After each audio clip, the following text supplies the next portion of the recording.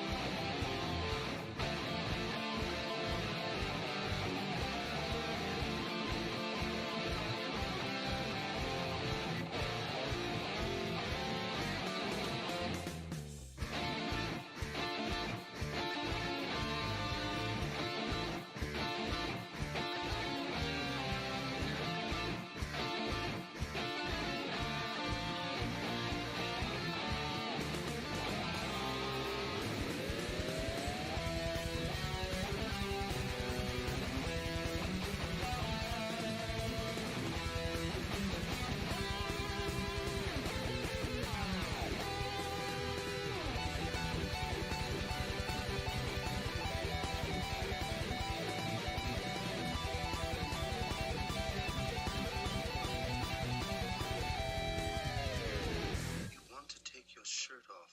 God. You have been trying that Jedi mind trick on me since the 8th grade. It doesn't work. Oh, it works.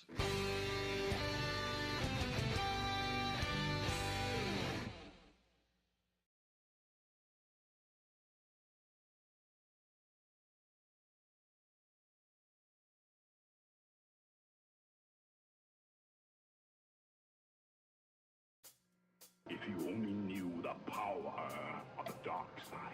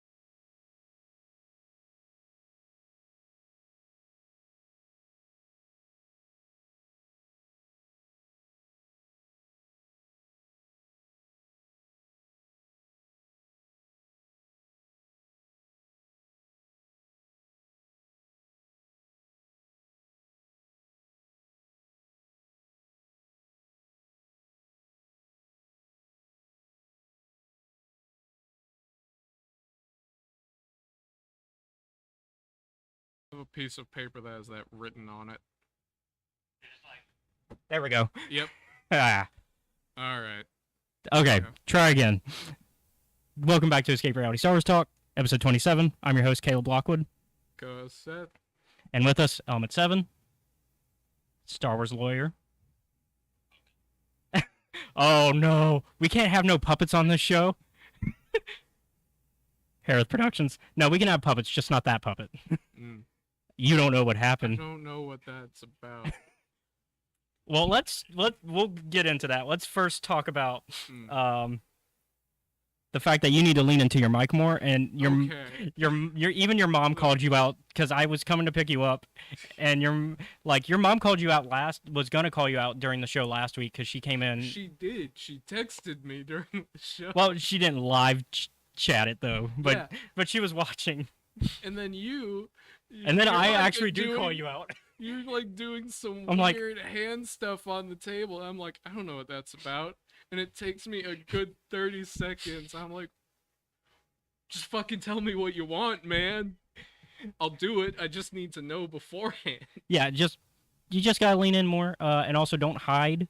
I refuse. Yeah, don't be like this behind your mic. I refuse to not hide. Well, you're doing good this time.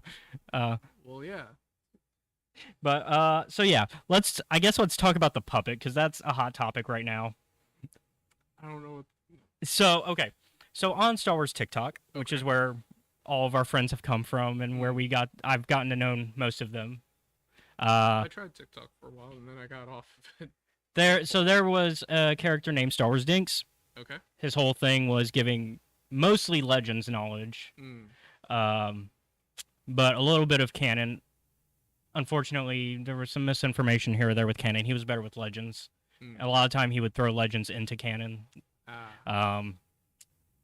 But there was also some other things about him that were kind of in the back that some people were like, he's kind of sketchy. Well, came to light recently. He is homophobic and racist. Oh. Well, that's not good. Yeah. And so somebody somebody found his Facebook, like his personal Facebook, and showed all his posts, and it was not good. And he also, in his apology attempt, I wouldn't call it an actual apology video. To answer Warrior Princess, Legends kind of matters still. It's still, I would say Legends is still something to look at because there's a lot of good content there. Even if it's not canon anymore, I would argue enjoy Legends. Everybody here knows I'm an avid KOTOR fan, so.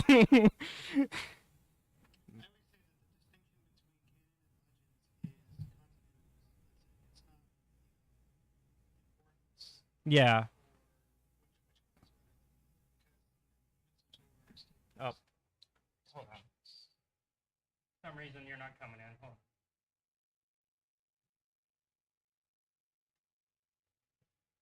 on. Go ahead. Yeah, go ahead and state that again. I'm sorry. I was making sure.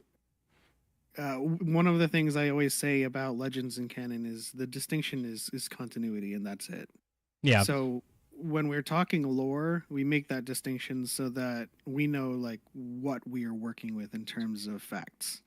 So if you're talking about the Old Republic, then we got to deal with information around the Old Republic and all of the Legends continuity. If we're talking about canon, I cannot use Legends information to inform my discussion on canon. Yeah. Then you confuse people and confuse facts. Yes. Because there are like differing force interpretations between the two continuities, but it still matters because SATOR is still releasing like new stories. Yeah, there's still new expansions. I think they're about to start season 3 of their Galactic Seasons, which has its own mini arcs in it. So there's still a lot. And of course, you can argue stories. Yeah, great stories. Although for me at this point, the expansions have become the SpongeBob meme of how many times do we have to teach you this lesson, old man? Because Vitiate just keeps coming back. At least this time it's not. It's Malgus, but it's still the same lesson. Malgus, how many? This is the 3rd time now. Yeah. But it also still matters to me until Satil Shan is canon. Yeah. Why are they so hard? Why are you so hard to put down? But yeah, and so that's I would say that's important. But kind of back to the subject at hand. Yeah, he made a attempt at an apology video, which then he dropped the term the gay agenda is what he dropped, and so that's a dog whistle, and it's not. That was a sign that immediately people picked up on and were like, wait a minute. And then the Facebook stuff came out and they were like, yeah, that makes sense. It's like stuff like it was circa of 2018, and then stuff came out about like it was more recent, and yeah, like there's not to get too deep into politics. He had some Ron DeSantis stuff, which is very recent, and so and we live like right next to Florida, so yeah. The biggest problem was that the apology was still the puppet. Yeah, it was a terrible apology that was not an apology.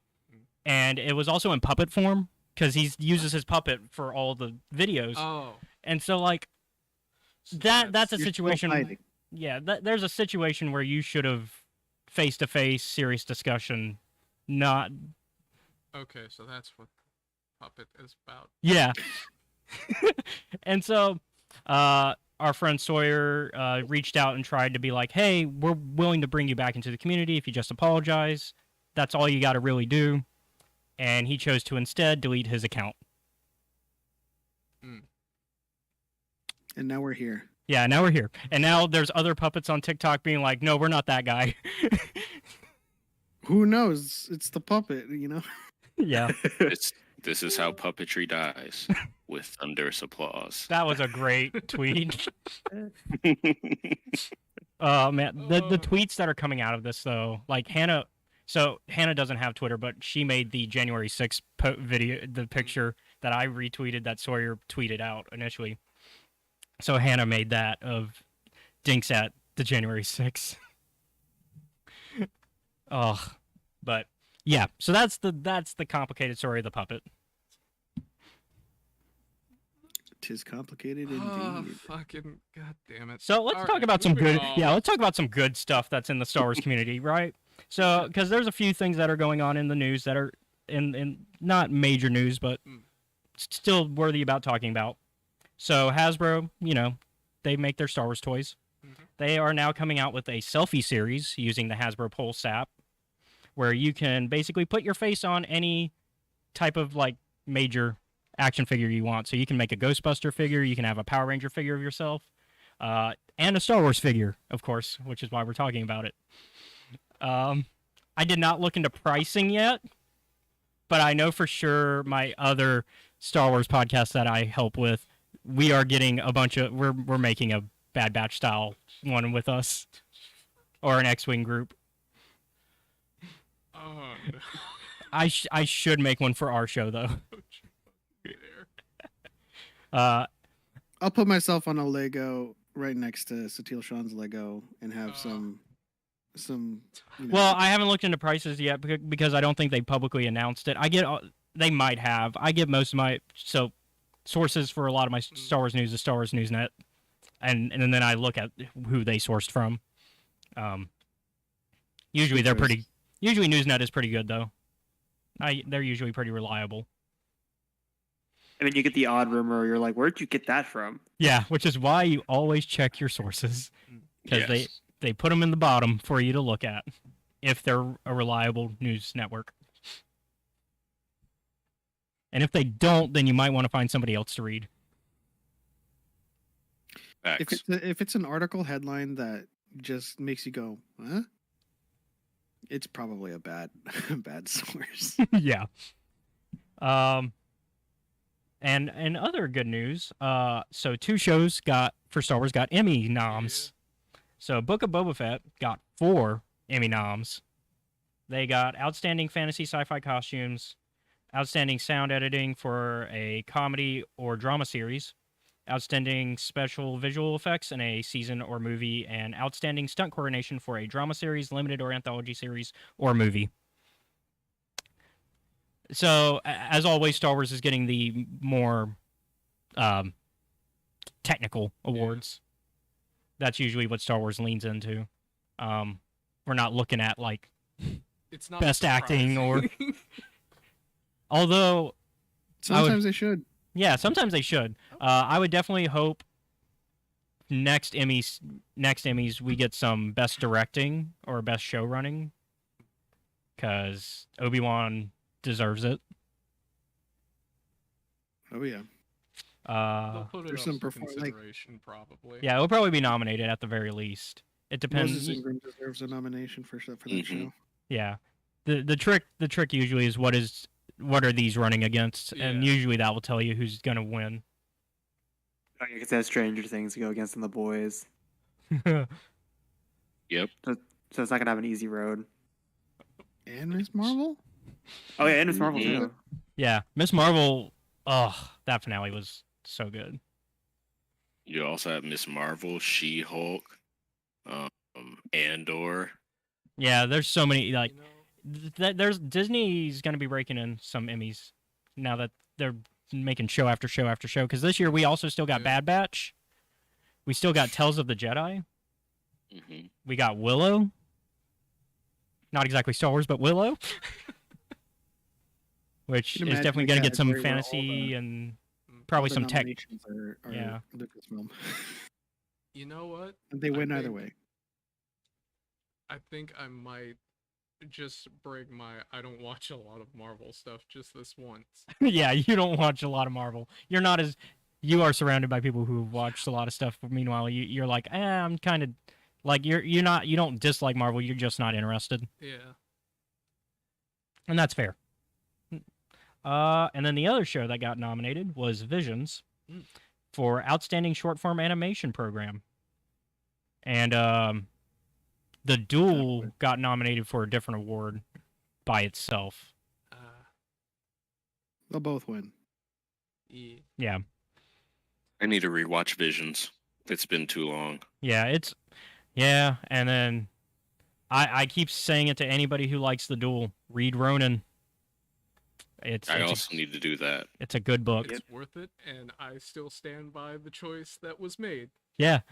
Also, still one of the most hilarious moments of somebody using a different object to take out a Sith than a lightsaber. Uses a silver platter and just goes.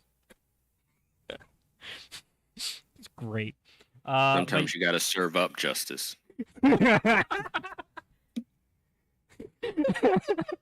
Great. Love it.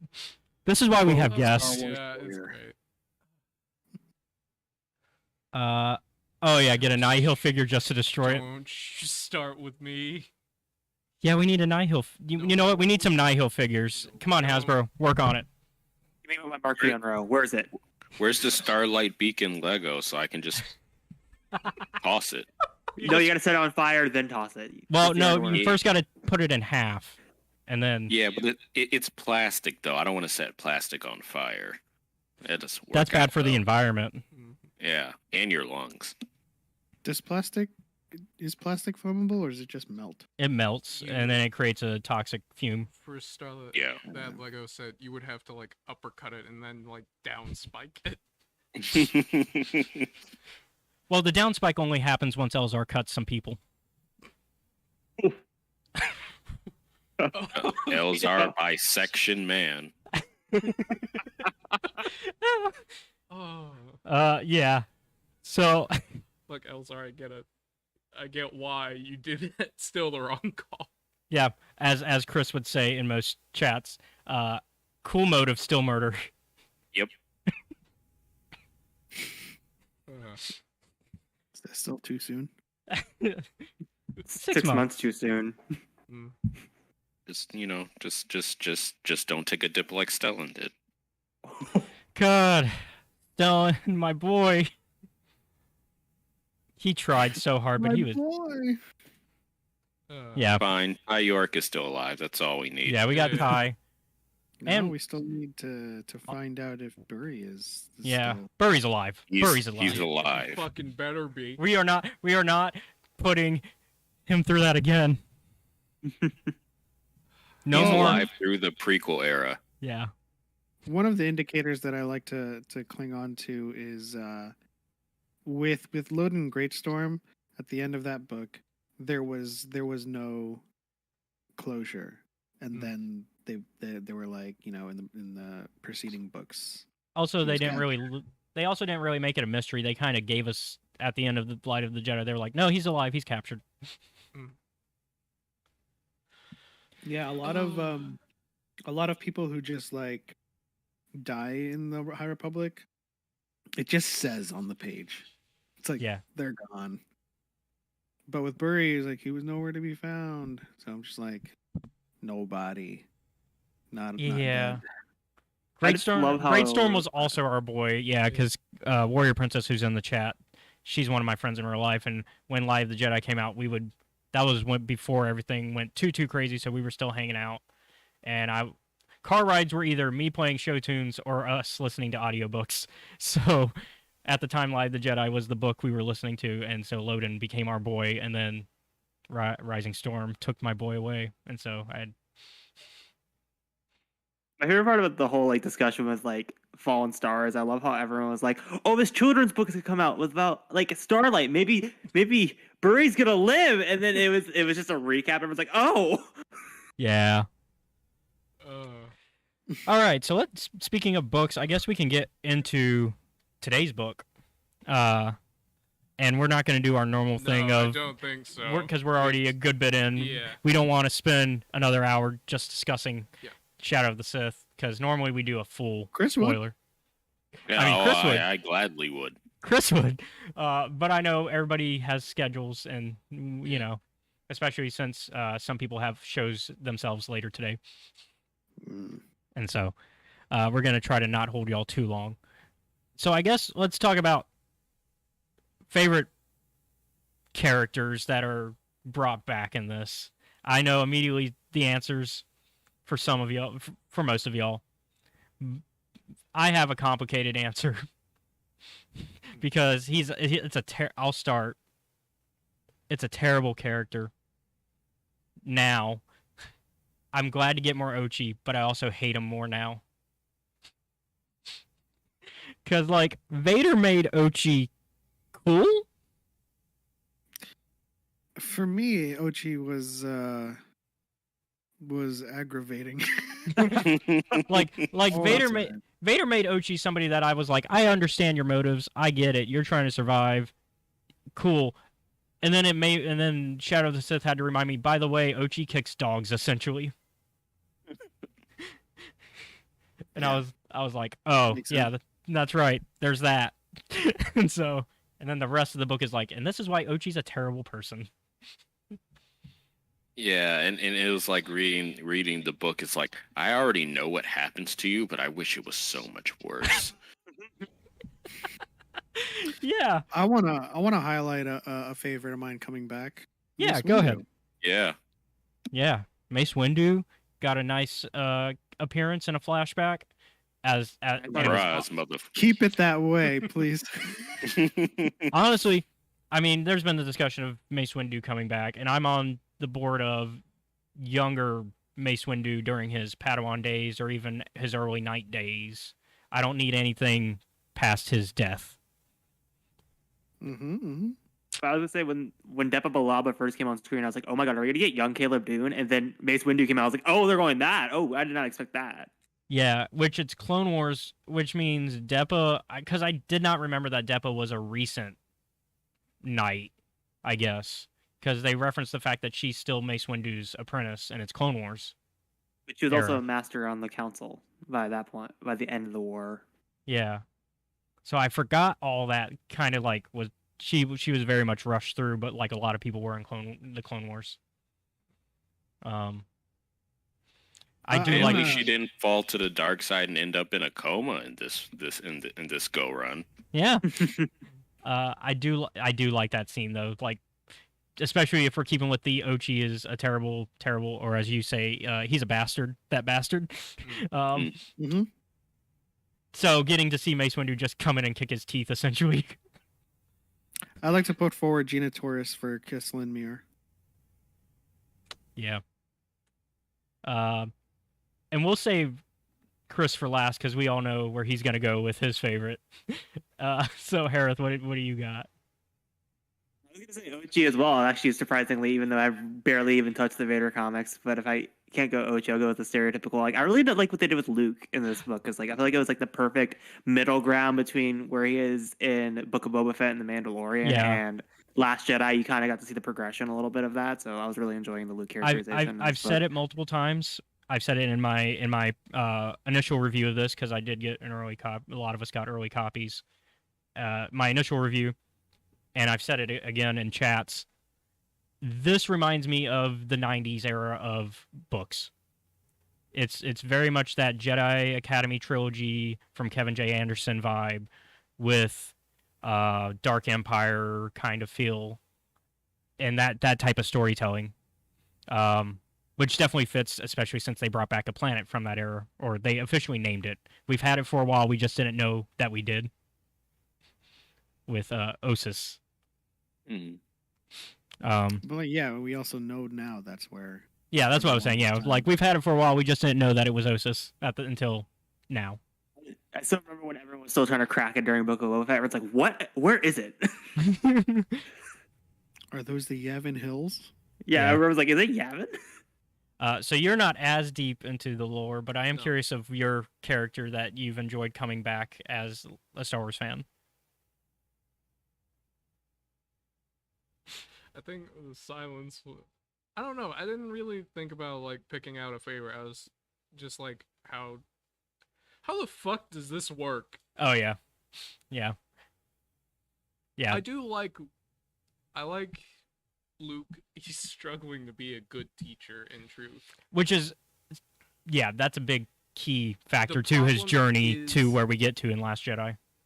The problem that I think he's having is he's not sure what to do. Yeah, because his training wasn't. It wasn't. Well, you know what? We can talk more about this together because there's a deeper discussion to be had about that. Let's go ahead and get to Chris's though, because I know what he's gonna say. Yeah, I mean. Return of the boy, Lando Calrissian. Yeah. Oh, I thought you were gonna talk about Dinah DePearl. I thought you were gonna talk about Kaiser. My favorite character is. Give me a minute. Returning from Aftermath. Yeah, returning from Aftermath. Go ahead. It's Comat. Oh, so not a returning character, but a good character. Because I don't think Comat was actually in Aftermath. It's another thing that I haven't read. So. Yeah, you haven't read Aftermath, though. Yeah, I don't think she was named in Aftermath. She might have been there, but she wasn't named. Kiza was in Aftermath. Yeah. Yeah. And so, but after that, so let's actually talk about that because you did not read the Aftermath trilogy. No. The only sequel you've seen is Force Awakens. How does this book translate for you as somebody missing all that key information? Does it all make sense still? Is it did it present like things that happened well enough that you were like, okay, I know what happened? Yeah, I can connect the dots enough to see where things ended up how they are. Which, man, and that's a good thing you can say about this book then, because that's a lot of people like to complain pieces are missing in the films. Well, here it is, and it does a good job even if you haven't watched the films. And honestly, I'd say read this book. Well, I don't know if I want to take the Rey reveal away.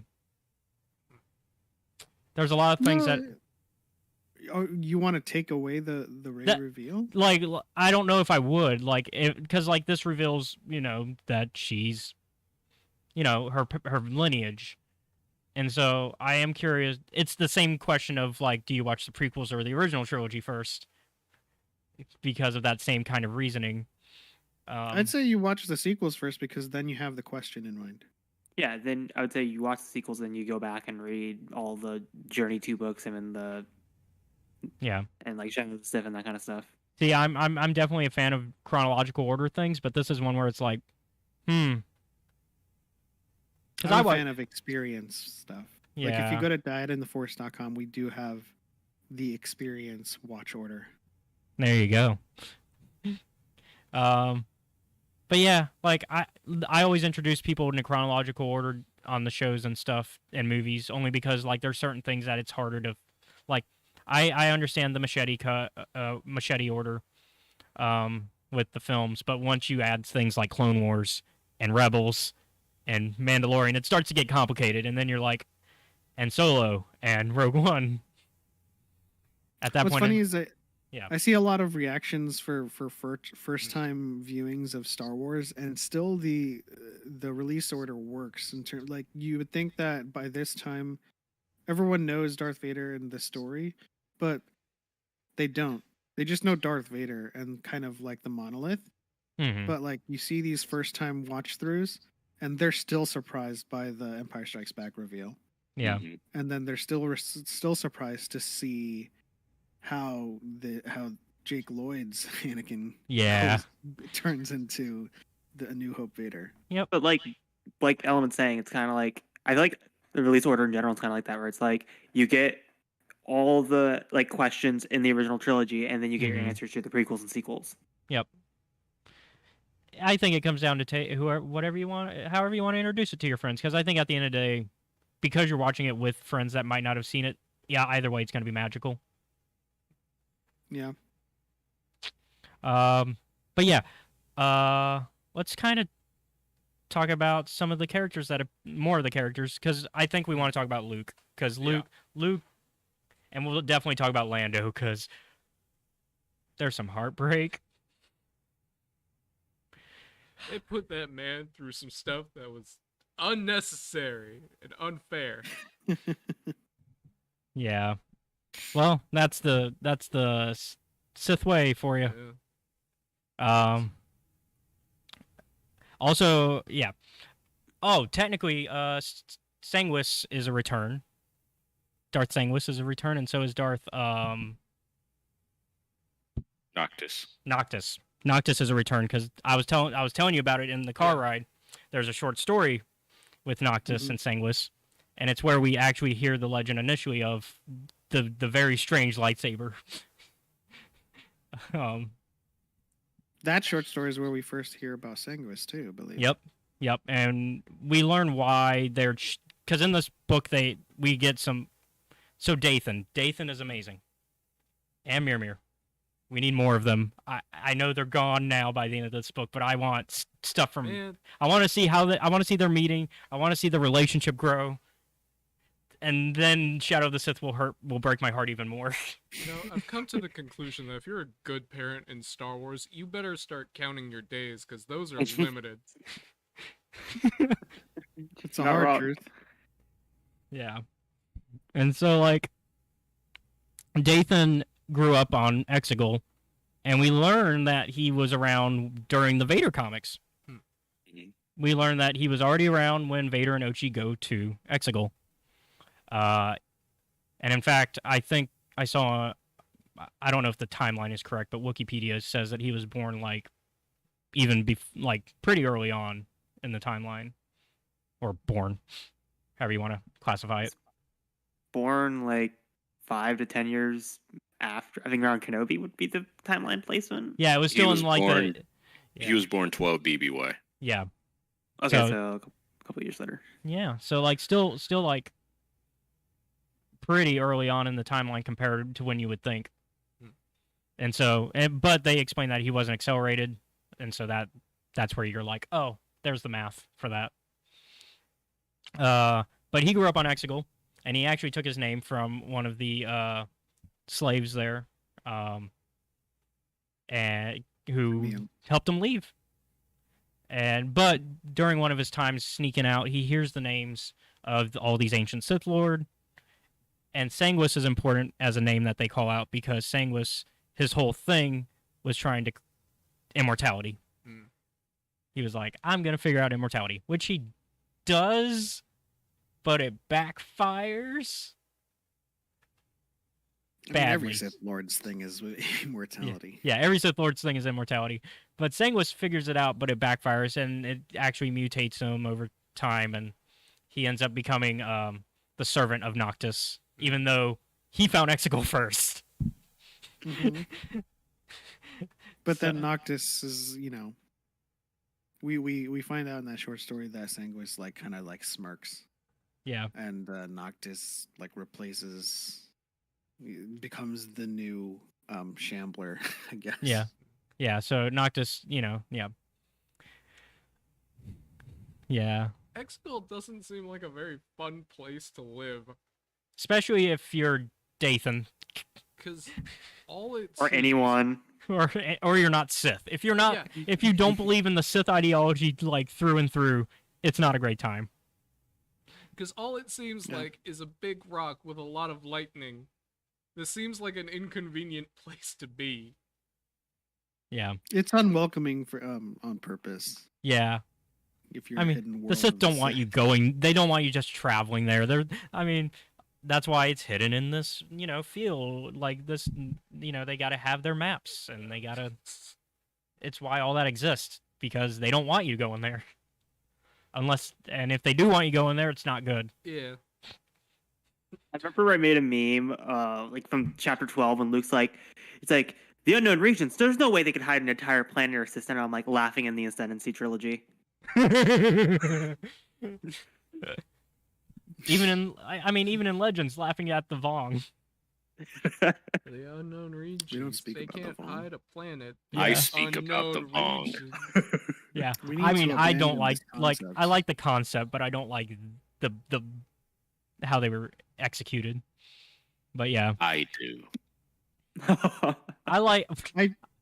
I a different don't like way. the concept because, like, okay, the Force is in all living things, and it just doesn't work when you have a living thing that is Yeah. not of the Force.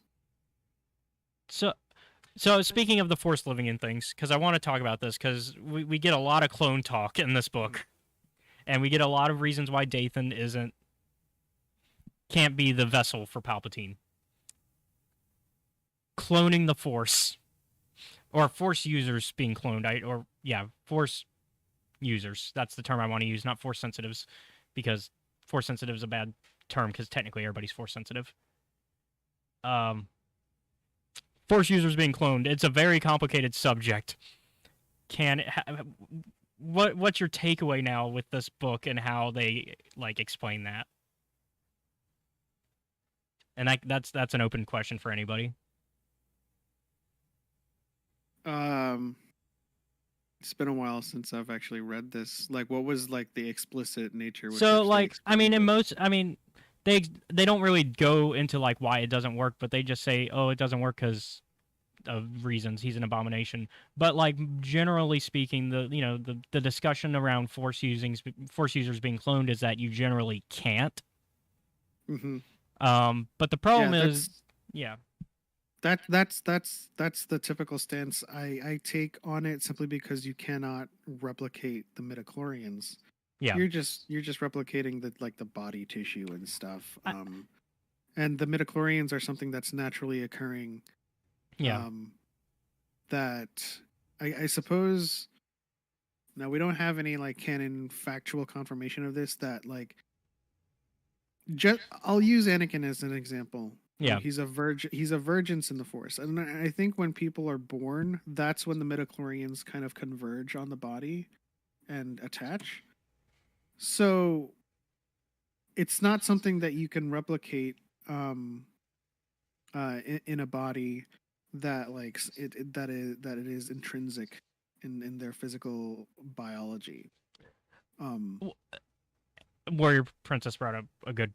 If we clone Grogu in his race, that's kind of where this is coming from, because all this experimentation, that's what they're kind of leading into with Mando, is Grogu is the test subject, so that way they can start trying to figure out cloning for that, and that's where, And there's an explanation for that, because what they're using in Grogu is not they're not successfully cloning the midichlorians. They're using his blood to kind of inject it into a body that can. That is capable of Force sensitivity. Yeah. I mean, it's that same. So- It's. I mean, we get the Strand cast clonings because of that. I mean, we've got Snoke because of that. Because Snoke is a Strand cast like Dathan. And so that's explained in the Rise of Skywalker novel, but now this still deals with that, and so that's a lot of the stuff there. I appreciate that it's harder or near impossible to make a force sensitive or a force user clone as opposed to in Legends when you had Star Killer and his clones, but then when you get to like the Jedi Academy days, like Jaden Korra at one point was a clone, and then like Palpatine had several clones. Yeah. Like it was that easy. Like anybody can. Well, I figured in the case of like Dark Empire with Palpatine, it was more of once he threw his presence into the body, that's really what, because he was using the Force to kind of put his spirit into all of his clones during Dark Empire, which he kind of still does in this. That's what he's hoping to use, like Dathan and other, but he's hoping that they're already Force using capabilities are already high enough that it's not an issue for him to jump in. That's why Dathan is a failure, because he's not Force using capable. That's why he's resorting to strand casting in the first place, is because you cannot replicate it. So what my understanding of what Snoke is that it's like an amalgamation of body parts that were from Force sensitives, and then infused with Grogu's blood to create this thing that can use the Force, but is not an exact clone of just one person. And then same with Palpatine. And in the case of Snoke's body, it wasn't capable enough for Palpatine to use, so that's why Snoke is still a failure. Mm-hmm. And so, which I was a little surprised. I mean, granted, I didn't know at the time that I read it, who the person on the cover was. We know it's Kiza. I thought it might have been Snoke, because we still have from the Rise of Kylo Ren comic, Luke faced off against Snoke at some point. And I think that's somewhere in between this and Bloodline. Yeah. Because we also, because I think it has to be before Bloodline, because by then Kylo has already has already been buddy with Snoke by the time of Bloodline. Mm-hmm. And Ben knows that Luke did it. Yeah. And then when Bloodline hits, that's when Ben finds out that Vader was Anakin, and then because everybody finds out that Vader was Anakin, and then that's when Ben starts to rethink things. It's that year for Leia is the hardest year, because all that happens, and then her son falls at the exact same time. Yep. This is a hard year for a lot of characters, though. So. Yeah, go ahead. I'm only going to mention this once. The conclusion that I've sort of came to in regards to cloning and Force sensitives is that, yes, you could do it, but it's so incredibly difficult that in the end, why bother? I always saw it. So the discussion I had with somebody recently was that you can do it, but you're not guaranteed it will work, because it's one of, like you've said, it comes down to the midichlorians and all that, and so you can clone yourself as many times as you want as a Force user, but so much that in the end it may not even be worth it to have tried to begin with. I would say the numbers of having the ability to have a Force using clone of yourself is probably, the numbers are about the same as having a Force using child. Like, you're not guaranteed it. I mean, sure, we've seen a lot of Force using children of Force users, but it's not actually guaranteed. It's actually pretty rare that happens. So the way I look at it, you know how so I already mentioned that you cannot replicate midichlorians, but the fact that the Force exists in all living things means there are midichlorians in everything, even clones. Yep. But you cannot replicate from one to the other the midichlorians. So when Palpatine first starts out using clones, and he essence transfers into that clone, and that clone, let's just say for argument's sake, has 2 midichlorians compared to Palpatine's 17,000. Whatever he's got. Those clones are not going to be successful in holding his essence. So he resorts to strand casting and taking body parts with midichlorians in it instead of trying to clone them. And they still can't hold his essence because there's a lot of midichlorians. Yeah. And I think if he were to make a strand cast out of Yoda, it could probably hold his essence, but in the end, like, nothing could hold Palpatine's midichlorian. Yeah, he was always gonna start falling apart, like we see in Rise of Skywalker. Yeah. And so let's kind of talk about the basic plot, I guess, now that we've had really in-depth conversations on this type of stuff. So the plot is that Dathan and Mimir are on the run, as they are throughout most of their life. And then they're being chased by assassins and whoever the Sith Eternal have hired. They run into a New Republic ship who helps them out. Unfortunately, not enough because the New Republic is still terrible. The New Republic has a lot of the same issues that the Republic had, because there's a distinction between Old Republic and Republic. New management. Yeah, just new management, same problems. Thankfully, though, there is a pilot who is willing to help. And she's like, hey, I have a friend that can watch you, keep you safe for a little bit until your ship can be repaired. I can do basic repairs, but we don't have time to do full repairs. We're on a secret mission. Yeah. And so they send them off. Meanwhile, our buddy Lando is gambling. He's trying to forget his worries. Yeah, he's trying to forget his worries while also hoping that he does find his daughter in the process. Yeah. It's been 6 years he's been looking. Yeah. Poor man. Yep. Yeah, and so... And then the best part happens where Ochi basically drunk rambles in the entire sequel trilogy. He announces, hey, we're going to kidnap a child and it's going to be great. I'm working for the Sith. Thankfully for him, he's on a world where most people don't care, but Lando hears this. So that's where he's unlucky. Lando hears this. So who else did the audiobook? Because this is a scene in the audiobook that is... Yeah, I did it. So good to listen to drunk Ochi. Yeah, I mean, it's Ochi. Yeah. Drunk Ochi is hilarious. But speaking of Ochi, let's talk about how he got to this point. Because before this, we skipped a lot of Ochi's journey.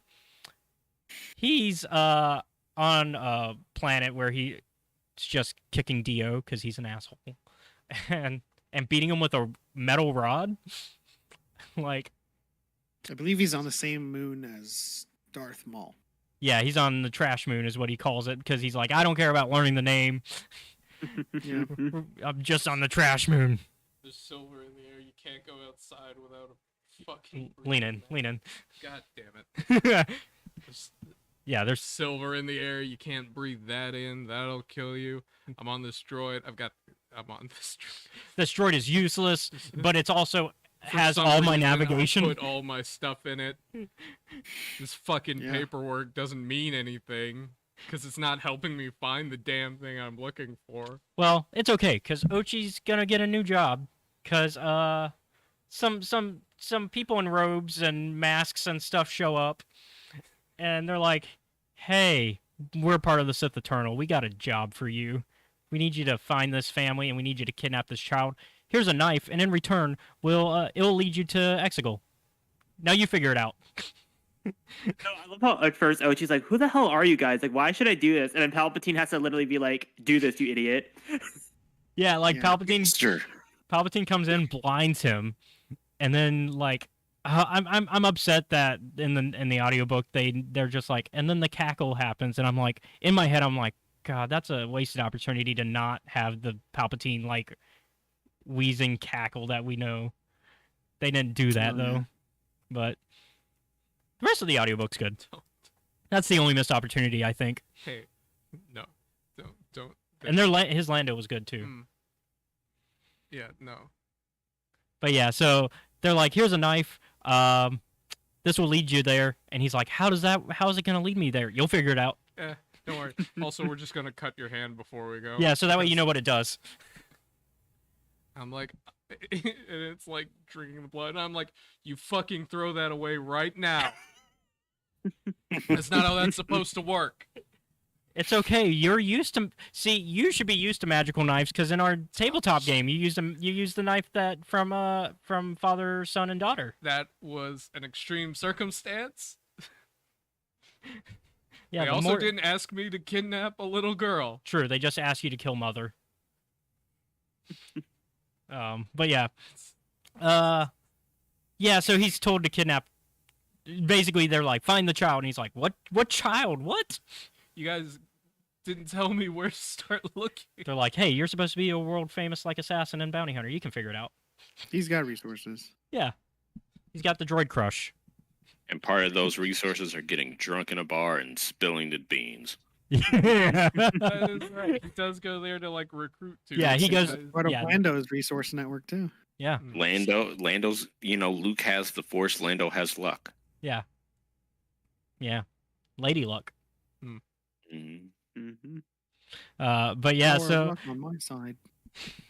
yeah, so that brings us to where we were with the casino, and Lando's like buying drinks for these people that are like, "Hey, we want to play another round with you, but we're also like forcing you to play this round. Mm-hmm. Like, you don't have a choice." Yeah. And so he's like, "All right, well, I'm gonna take my time." Because I'm overhearing this stuff about kidnapping a child, and that's in the direction of what I'm looking for. Maybe this will lead to my kid. And so, I mean, it helps that Ochi's not quiet at all. No. And so, Basically shouting it in the entire bar. There are so many exclamation points. but yeah, so eventually he gets the information that he really needs. He's like, oh, the Sith are still around. Okay, that's bad. And so he's about to track them down when a bar fight happens. Yeah. Not of anybody in that either group of theirs fault. It's just some fight from over there. Yeah. And so they're like, well, great, now we're in a bar fight. And Lando fights the guy that was being really hostile to him at the card table who needs Tabana gas to survive. And so he's like, he's basically the guy in A New Hope. I don't like you. I don't like you either. And so, yeah, they fight each other a little bit. And then Lando's like, I'm going to run away because the person who owns this casino and bar, she has... really big security guards. He did it. He did it. He's the one you want. Take the money. Take the money and run. Yep. It's a good plan. Unfortunately, he didn't take all his money. Yeah. Oh, well. Yeah. My friend's got a death sentence in 12 systems. But yeah, so he gets away after a little bit of trouble getting to his ship. Meanwhile, Luke and friends are back on Ossus. Luke is having nightmares. Luke is struggling. Luke's going through it in this book. Yeah. Mm-hmm. This is we see why he ends up where he does in The Last Jedi. Someone get that man some NyQuil. I don't think even that would help. I love how before I think he wants it. I love before the nightmare, like Ben walks up, he's like, "Hi, Uncle," and he looks like, "Don't call me Uncle. You're supposed to call me Master." Like it's like just like little teen Ben. Yeah. So let's discuss this because you brought it up. You hinted at it that Luke doesn't know how to be a master. No. And it's He brought up. doesn't. It's talked about in this book as well because Lore Senteca comes to town, and they're like, "Hey, we're buddies, and we've done adventures together." But also, Luke, are you struggling? That's okay. I can't tell you how to do things though, because I just study you guys. I don't know what it means to actually be one of you. I always love the discourse around people who are detractors of The Last Jedi when they say, Luke should be like a full-fledged Jedi Master and just like destroying things. I'm just like, how does he learn to be a Jedi? Like, no one's around to teach him to be a Jedi Master. Because like his learn to be a master. There are no masters left. like most They're of all dead like, or gone. Yeah, like his training. Like this is his training through the films. If we want to take just the films, his training is a little bit of being shot at by a droid. Learning to close his eyes and use the Force to blow up the Death Star.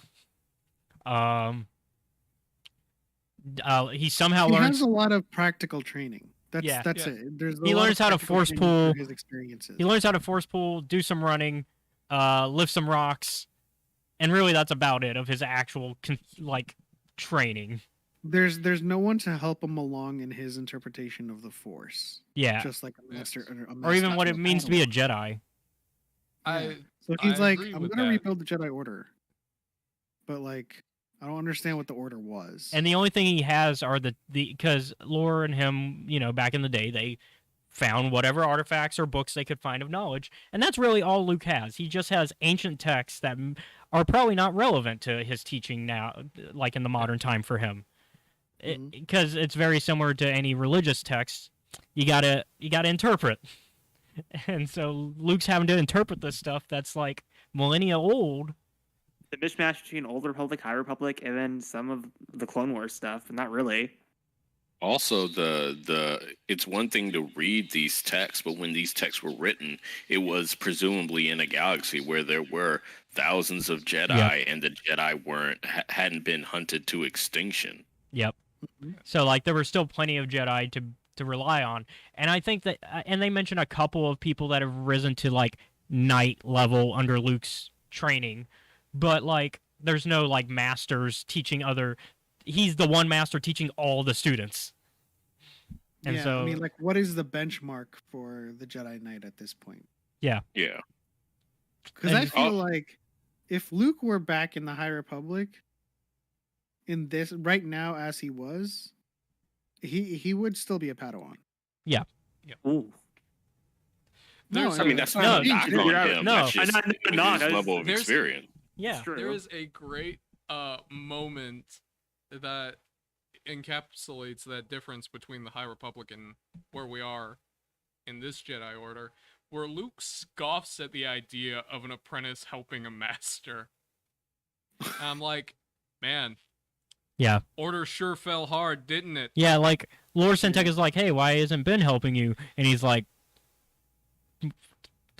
that's a good question, Lore. You're right. Ben should be helping him. Maybe that would help a little bit with this. One, this would help strain the master and apprentice relationship. Because usually a master and apprentice relationship works better when you're doing things. Yeah. That's something that we've seen a lot in stories with bad master and apprentice relationships, is doing something together will usually help with the bond.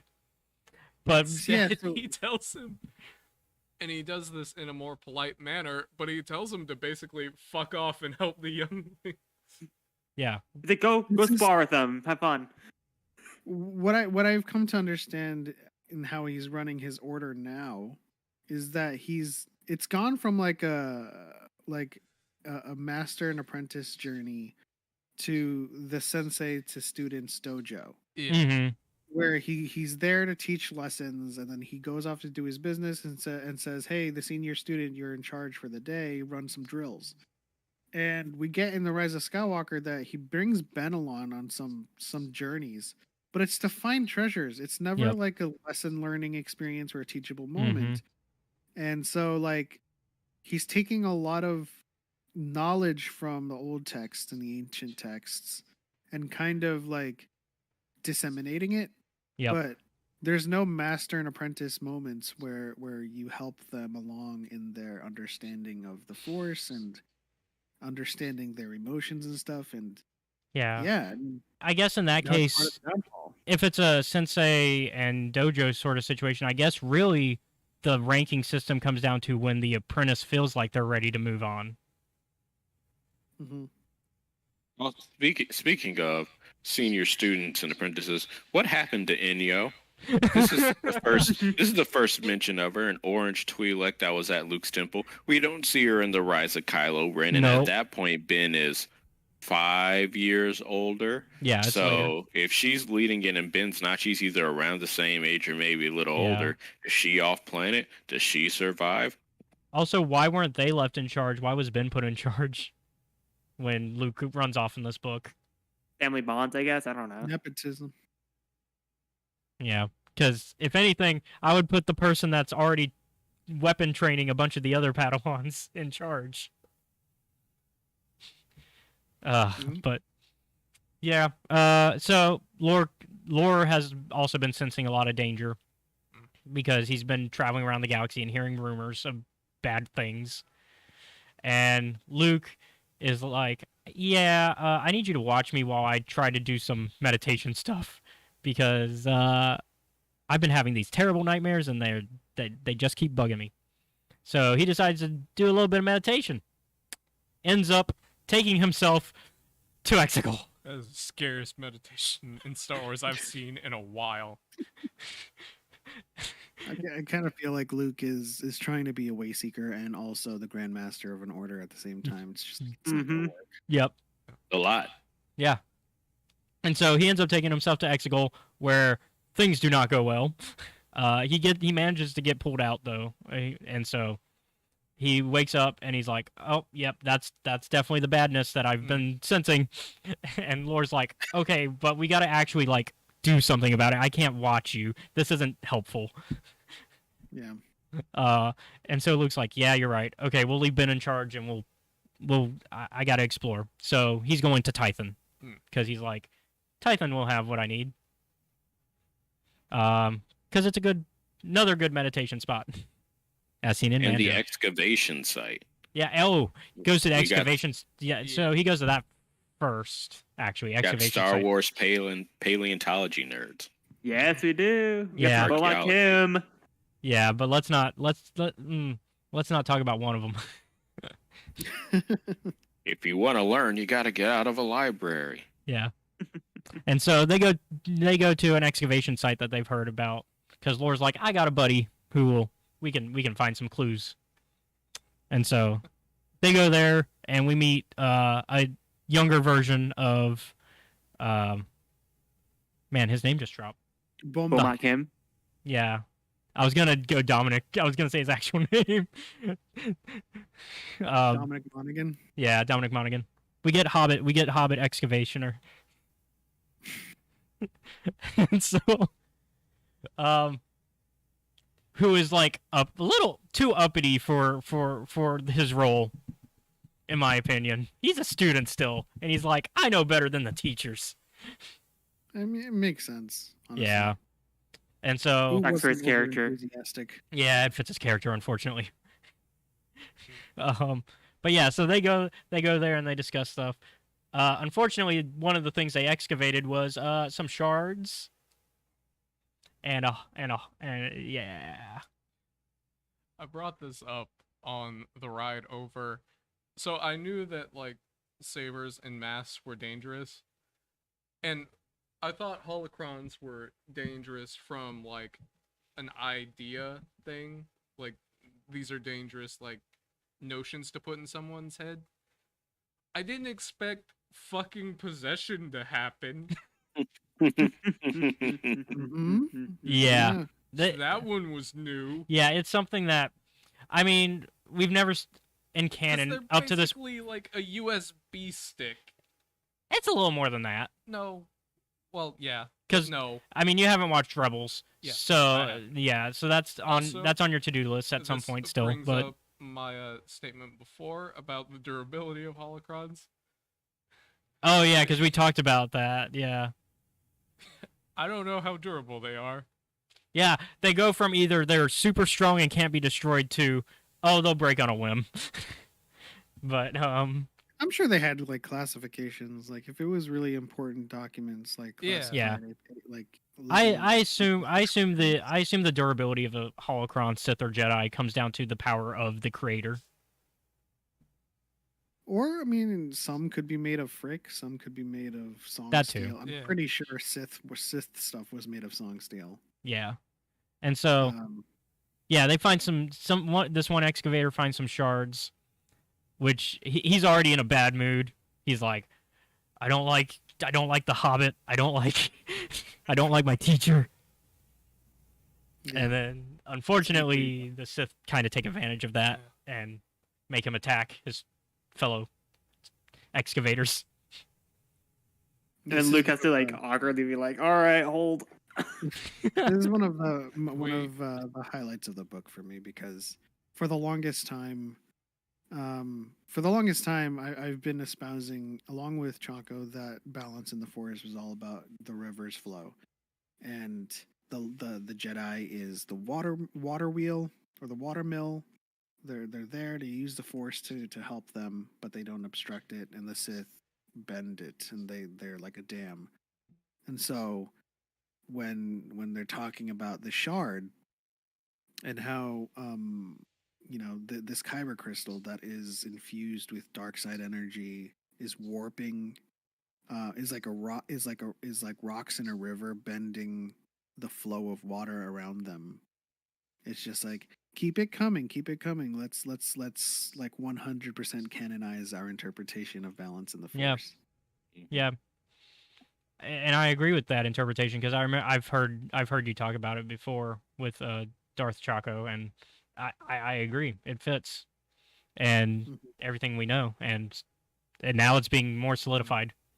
But yeah, so Luke kind of has to deal with that, and he's like, "Okay, we're good now, but go get him hospitalized." Also, that that took a lot out of me. We need to like sedate this man.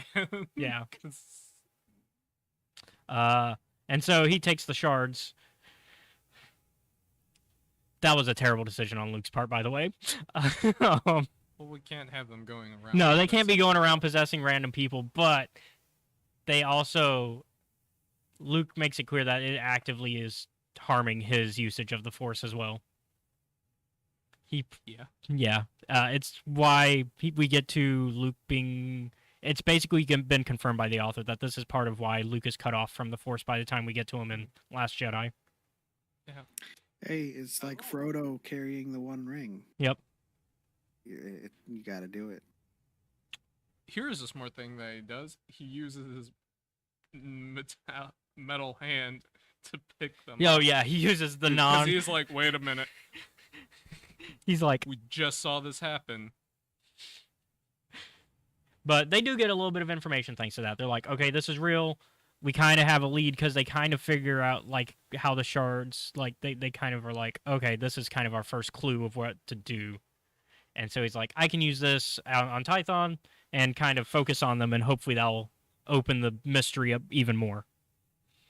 And so on his way to Tython, meanwhile, Lando is on his way to, well, I'm trying to remember exactly, because I finished this. He goes to Tython as well, because he meets Luke. Yeah, so he's just going straight to Tython. I can't remember if there was a middle thing or if he goes straight to Tython.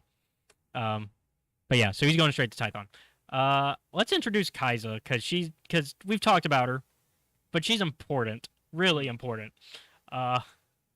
So she has a Sith spirit Speaking of Sith spirits residing in people, she has one residing in her. Panchar, Exum Panchar.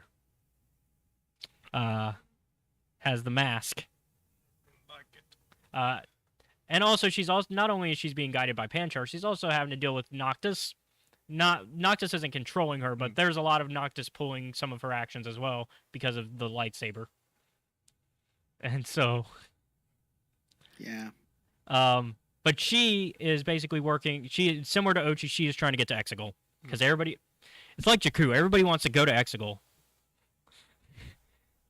It's to the Sith, as the mask puts it, it's a still point amidst a discordant musical score. So, in the case of Ochi, I think it's because he figures that he can reconnect with power. Because in the Vader comic, we learn that Ochi's whole gimmick is that he doesn't want to be in charge, which they talk about in Shadow of the Sith as well. He doesn't want to be in charge. He just doesn't want to be at risk of dying either. He wants to be like... And he wants... Yeah. he wants to be whole. He wants to be healed because last time he went to Exegol, his eyes kind of got, I don't know, burned out of their sockets, I guess, from seeing that massive kyber crystal in pain.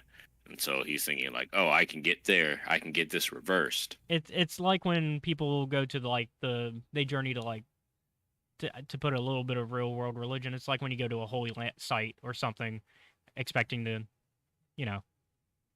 get whatever healing you're looking for. Mhm. This is just twisted to a dark side version of it. And so they're like, we'll go to this holy land, and then that will provide all of our needs. In the case of Kaiza, it's not really completely her objective. It's really Exum Panchar's objective to get there. But he's whispering to Kaiza that this will be good for you as well if we go. Yeah, I feel like for Ochi, it's more of like I need to find my purpose again because he's like I don't know what to do anymore. I've just been getting drunk and living on Junk Moon, and it sucks, and I hate it here. So yeah. So actually, let's go to Dathan actually and Mirror because things have been happening with them. Oh, this poor family. So they arrive on this station that they've been told to go to, which is this really, it's a mining station, mining world. Yeah. And so they were told to meet up with the guy in charge, who worked with the Rebel Alliance during the Galactic Civil War. He allows them in, but he's not as helpful as they were hoping. This is another character that is motivated entirely by money and the fact that he wants money no matter what. Yeah. So he's like, hey, I'll help you for the right price. And they're like, we don't got have money. Anything. And he's like, sucks to be you. Yeah, I do not feel sorry for what happens to this character. I also don't like the way... Don't get me wrong. Yeah. No. Ignore that first bit. No, go ahead. Just spit it out, man. I don't like what he does to his own droids. Oh. Like, if Ochi's kicking dogs, this man sucks. Yeah. Because he's like, and now I'll just have all my droids kill each other. Yeah. Well, I mean, it's more of information leaking. It's like I don't want anything getting out. I don't agree with it. Yeah. We understand the reasons, but at the same time, it's just that's still, you could have memory wiped. There are easier ways to do this. There's a memory wipe for a reason. But yeah, and so like I said, I don't feel bad for what's gonna happen to him. So he's like, yeah, I'm not really I don't owe this lady that brought you here anything, because that was so long ago. I don't care. So I also don't think he would. I think he wouldn't have made good on his deal. I think even if they did come to an arrangement, he sounds like the type of guy that would break it. I mean, he also gets the whole idea that Dathan is this clone. He's like, oh, now I see why everyone wants him. And yeah, it's this whole big aha moment. Yeah, this is where we get a lot of our information regarding the cloning side of Dathan, and we get the term Strand cast and all that really pushed in. And so, man, I blame Dinah though. Because, leave the Pearl alone. She was doing what she thought was right. She was, but let's say you're trying to help out a friend. Yeah. And you're like, you can go to them. I trust them. If it was a long time, are you keeping up with them? Yeah, are you still talking to them? You know their situation right now?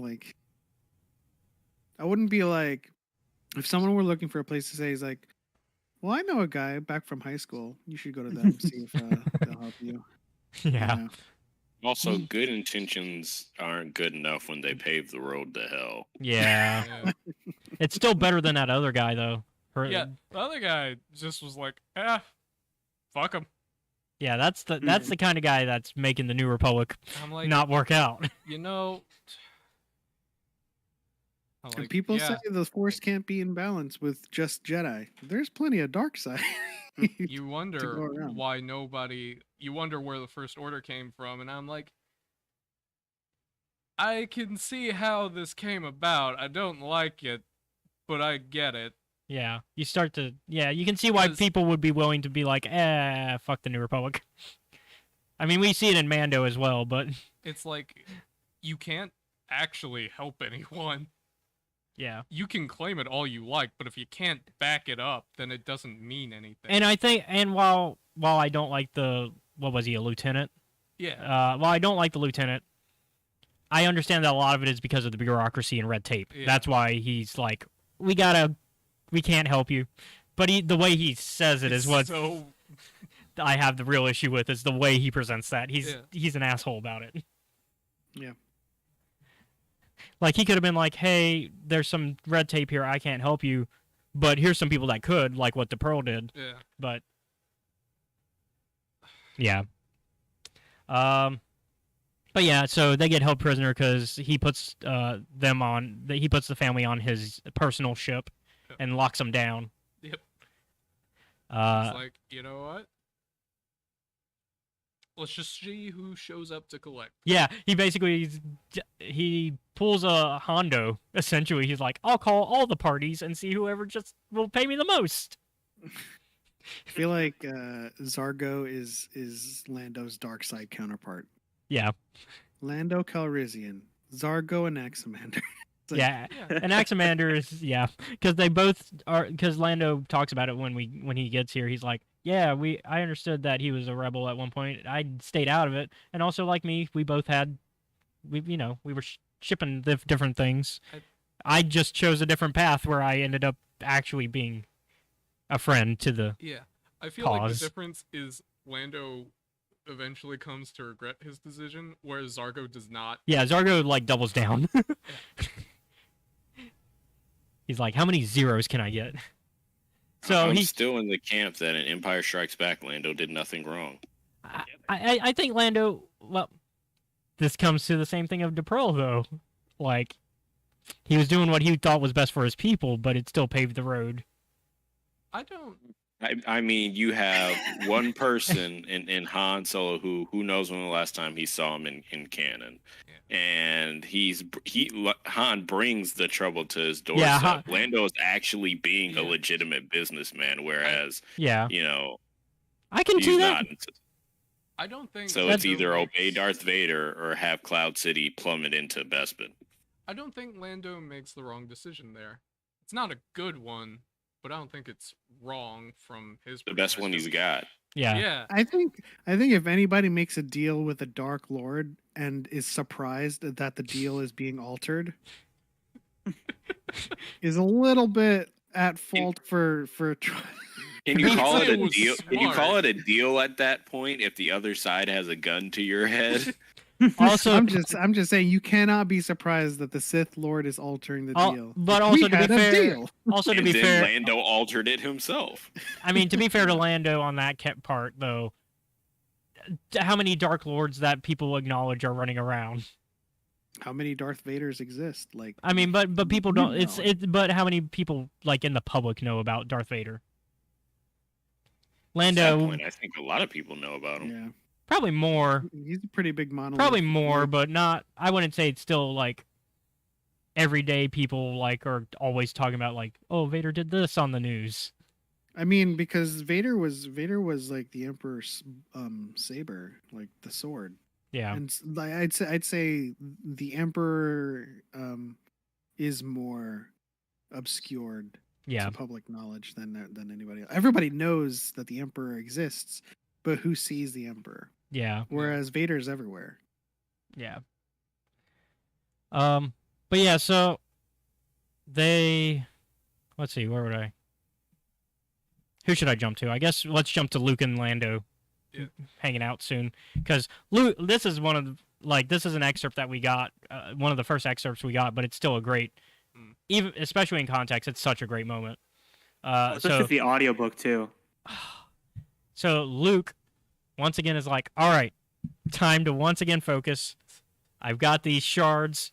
Hopefully this will give me all the clues I need of what's going on. So he once again meditates on Tython. Once again, sent to Exegol. This time, he's surrounded. And he starts getting immediately attacked. So By wraiths. yeah, it's very Lord of the Rings wraith battle sort of thing going on there. And so he starts fighting the wraiths. He's not doing well. No, as usual in the cases of 9 versus 1. This is further exacerbated by the fucking ghost problem. Yeah. And his You daddy can't gotta come stab bail him ghosts. out. Yeah, his daddy comes bails him out. Wait till my If he father hears about this. If you did the I audio just- version, the audiobook version of this part, it's clear to me they don't have a lot of motifs for Anakin. Yeah, so they just do the They just that do song. the betrayal. It's a betrayal for the rescue, I guess. it still had the Like an it still put you in the right impact on it. emotions, but Yeah. But I love the reveal because it looks like, oh my god, is it old Ben? And then like, and he's like, wait, that's longer hair. And then you see the Skywalker saber come out. You're like, oh. If you want him, come claim him. so yeah, so he's like, nah, we're getting out of here. Get out of here. It teleports Luke out of there. Yeah. And You he's get like, the awesome reveal that like Anakin's flickering between Hayden Christensen and Sebastian Shaw. So Yes. Sebastian Shaw is Anakin. yeah, because that's when Luke puts it together. Because he's like, oh, you're my dad. Because You're my dad. Boogie Even- woogie It woogie. flashes to Shaw, and he's like, "Oh, you're my dad." And then So- flashes to Anakin, "You're not my dad." so that brings up a question, I guess, for Return of the Jedi. Did he still not know who that was then? I'm pretty sure he put the two But and two this book together. makes it clear he didn't. I mean, like, if you think about the situation he's in, I don't think he was in the clearest of mindsets to Yeah, recognize that's who fair. exactly it was at first glance. that's fair. I will point to Anakin pushing this river agenda. Yeah. I'm all for it. Yep. And so Anakin's like, hey, there's a disturbance in the forces. And Luke is like, yeah, I've been working on that. And so Anakin, of course, cannot say what's actually fully going down. He's just like, you got to figure out that stuff, but don't go there again like that. That is, I had to pull you out of there for a reason. Don't do that. Also, I can't do it again. Yeah. So if you do that again, you're fucked. You're like, why not? It's not possible. Why not, you stupid bastard? Because the Force. It's one of He life's says great it's mysteries. impossible, and then Luke finds his chance to Do you be think like, it's because "That is he why brought you the fail." crystals with him? That's a Yeah. good. I found he did. Because then the crystals get like shattered, and he was like, what the hell? Yeah. Because they get Yeah. like they get like burnt or something like. And he's And like, then what he the hell brought just them happened? with him to like the little vision port to see what would happen. Essentially, Yeah.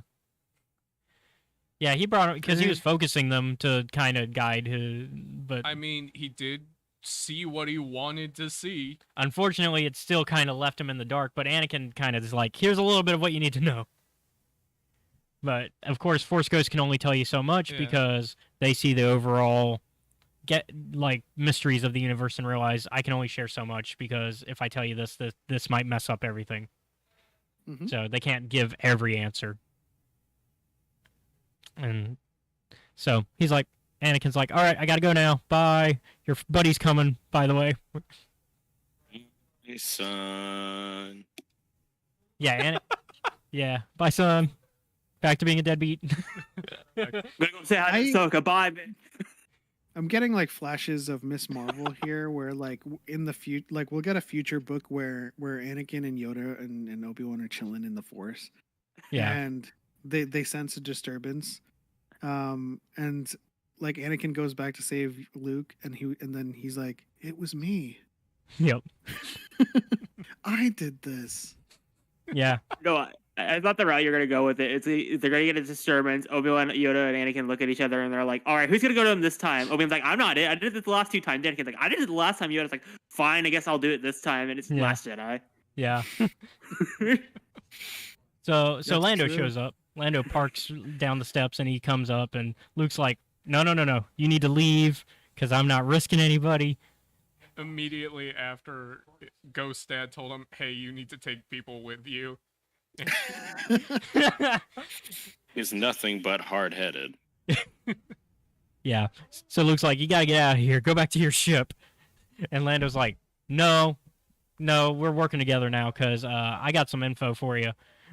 And so he tells him about Sith Ochi. are back. Yeah. So he tells him about Ochi and the Sith, and Luke is like, even more reason for me not to bring you. And he's like, also they loudly shouted they were going to kidnap children, so We should get on that. yeah. And there is a moment where it's definitely like, oh, we haven't talked to each other in a long time. And also the last time it was like, I don't mean to be like rude to Lando, but like a wild goose chase. Because For they his were like daughter. looking for his Yeah. daughter. And it's like, he tried to help him, but they just couldn't find him. Yeah, and I get a bit of a...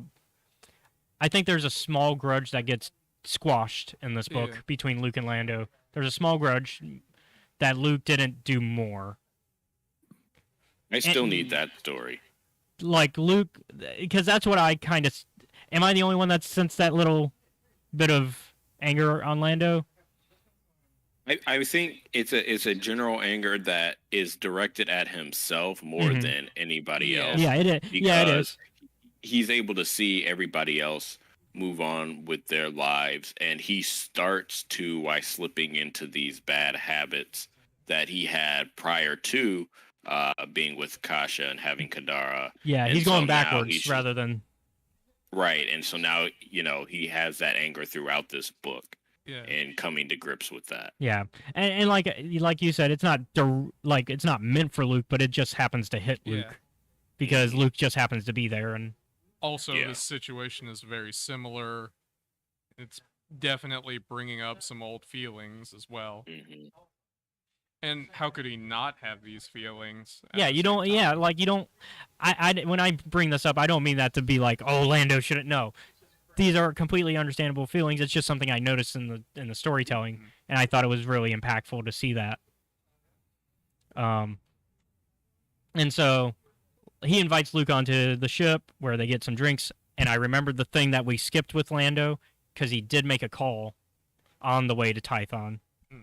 Made a call to Shreve because he was like, "Hey, can you look into this for me?" Yeah, that did happen. Yeah, so he calls Shreve and is like, "Can you look into this for me? Cause and you can use my credentials, and that way you don't get in trouble." To the Battlefront 2 fans. Yeah, to the Battlefront 2 fans and Shattered Empire. Oh yeah. So I feel like I missed a lot. we'll get there. We're still in the High Republic era for you, so it's fine. Since we do things mostly chronological, he's still stuck in High Republic. It's just like all these pieces, they don't make any sense. What? It would be like if you passed out at a party, then woke up the morning after, and it's like, by the way, all of your friends have been arrested. And then you're like, how the fuck did this happen? Yeah. Depending on the group of friends, I'd be like, yeah, okay. So that's why I have 20 missed calls. But yeah, so he contacted Shreve on the way, which is important because he tells Luke, he's like, "Hey, we can go here because now we have some information that we need to pick up on." But before that, they stop and have some drinks and try to catch up a little. Luke does not drink. He takes like a sip.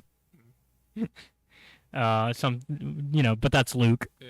Doesn't he? Yeah, It's doesn't. not Isn't water he or introduced to blue like milk, he's not chocolate, interested. chocolate milk or something? Oh yeah. The recanon has that. Oh yeah, the hot chocolate. They brought hot chocolate back. Yes. One of the best things that we got back in Legends. It was one of the things on the list of things I wanted from this book. Luke and Lando sharing a hot chocolate. Yeah. And so, like, yeah, they get some drinks, and Lando's like, "Yeah, you still don't enjoy the finer things in life. You need to live a little. I know you're a Jedi, but you need to live a little." And so he's like, they joke, and they're like, "Your ship is slow because you got the X-wing still."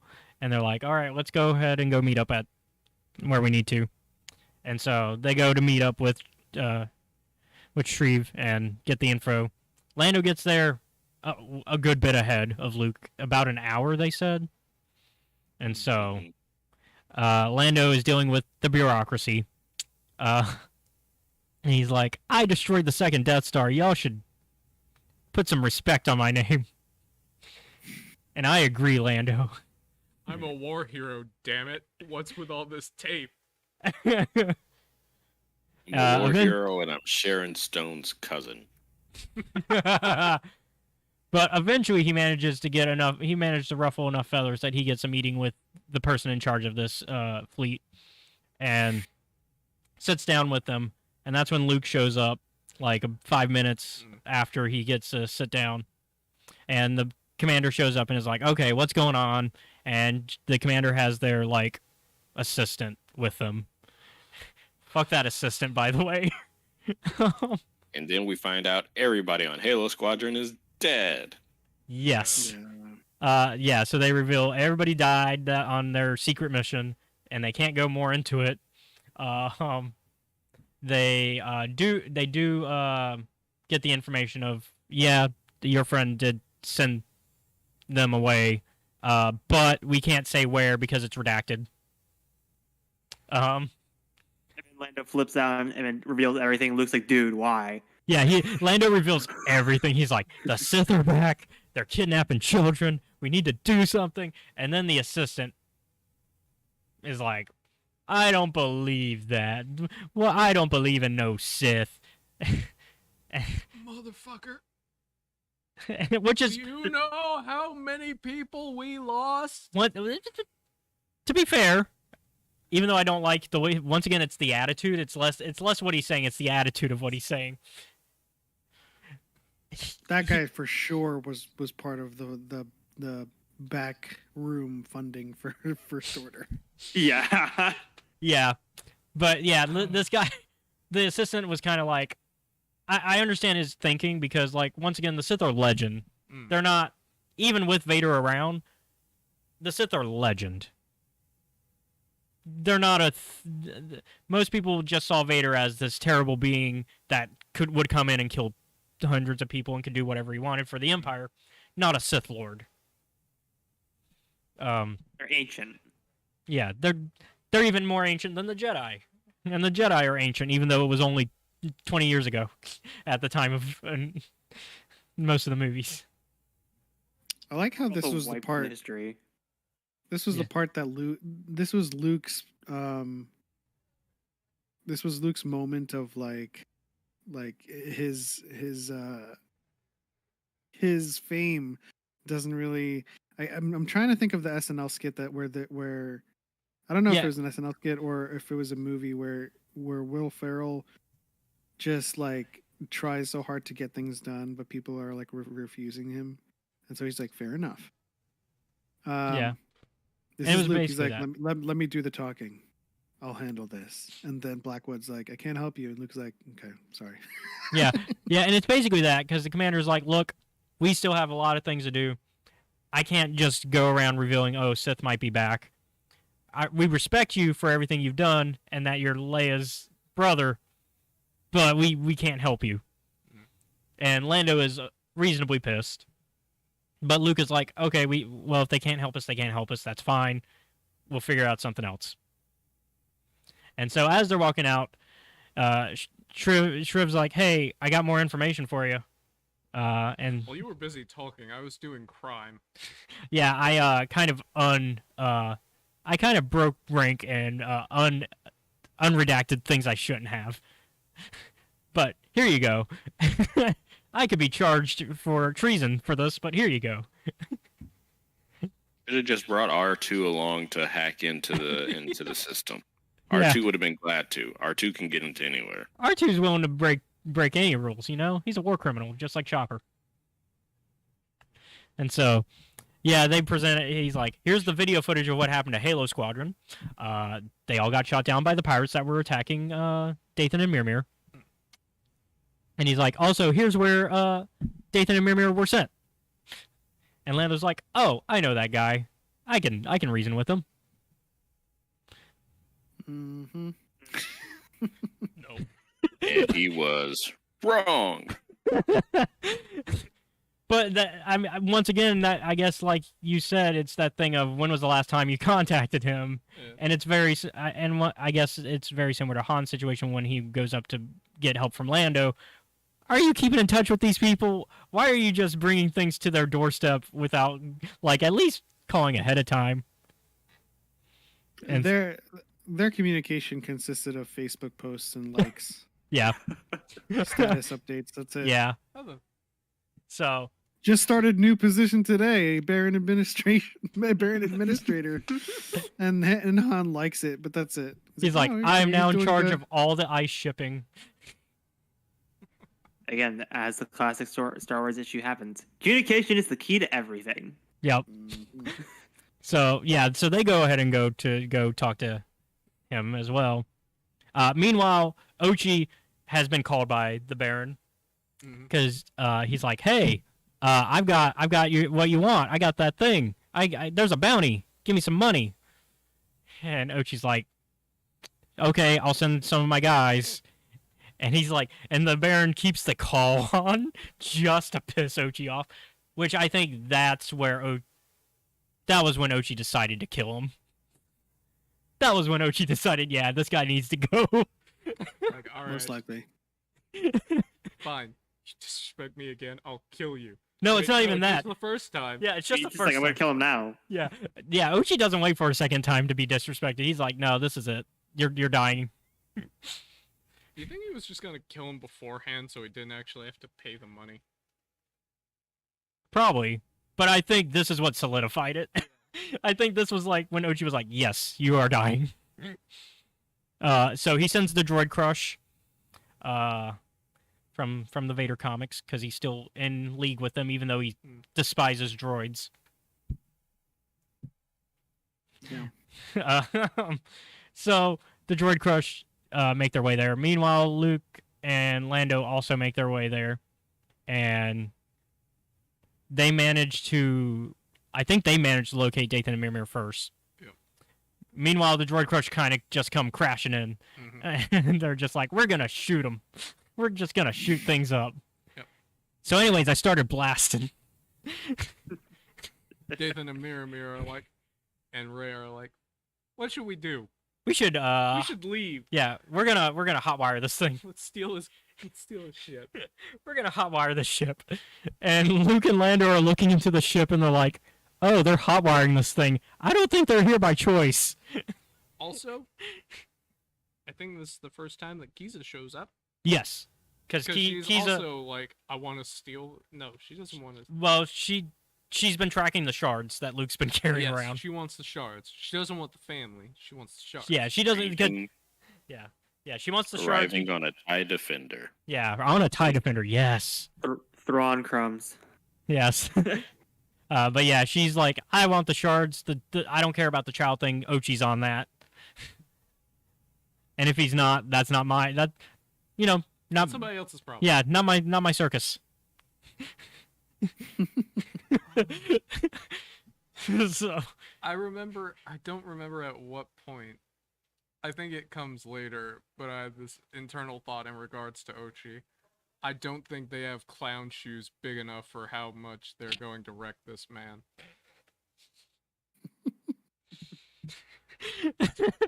But yeah, so Luke senses a Sith on that's there, and so he goes to investigate. Meanwhile, Lando's trying to talk Dathan and Mirmir into like working with him, and he's like, "Look, I know that some New Republic people sent you here. I'm with them, not with the guy that locked you up. I know it's hard to trust people because of all this, but just trust me and give me some coordinates. We'll meet up somewhere, and we'll get you out of here. And look, I'll even unlock the locks so that way you can get out of here." As a show of good faith. I especially like this part because we finally get to see what Vader and Palpatine look like in the Force, at least to Luke. Mm-hmm. We get more affirmation that Vader is the Sun Dragon. Yeah. Yep. The Brotherhood reference and Revenge of the Sith novelization. It's a Revenge of the Sith novelization reference that Brotherhood also makes. Yeah. It just canonizes it. And then Palpatine, like an ice cold abyssal plane.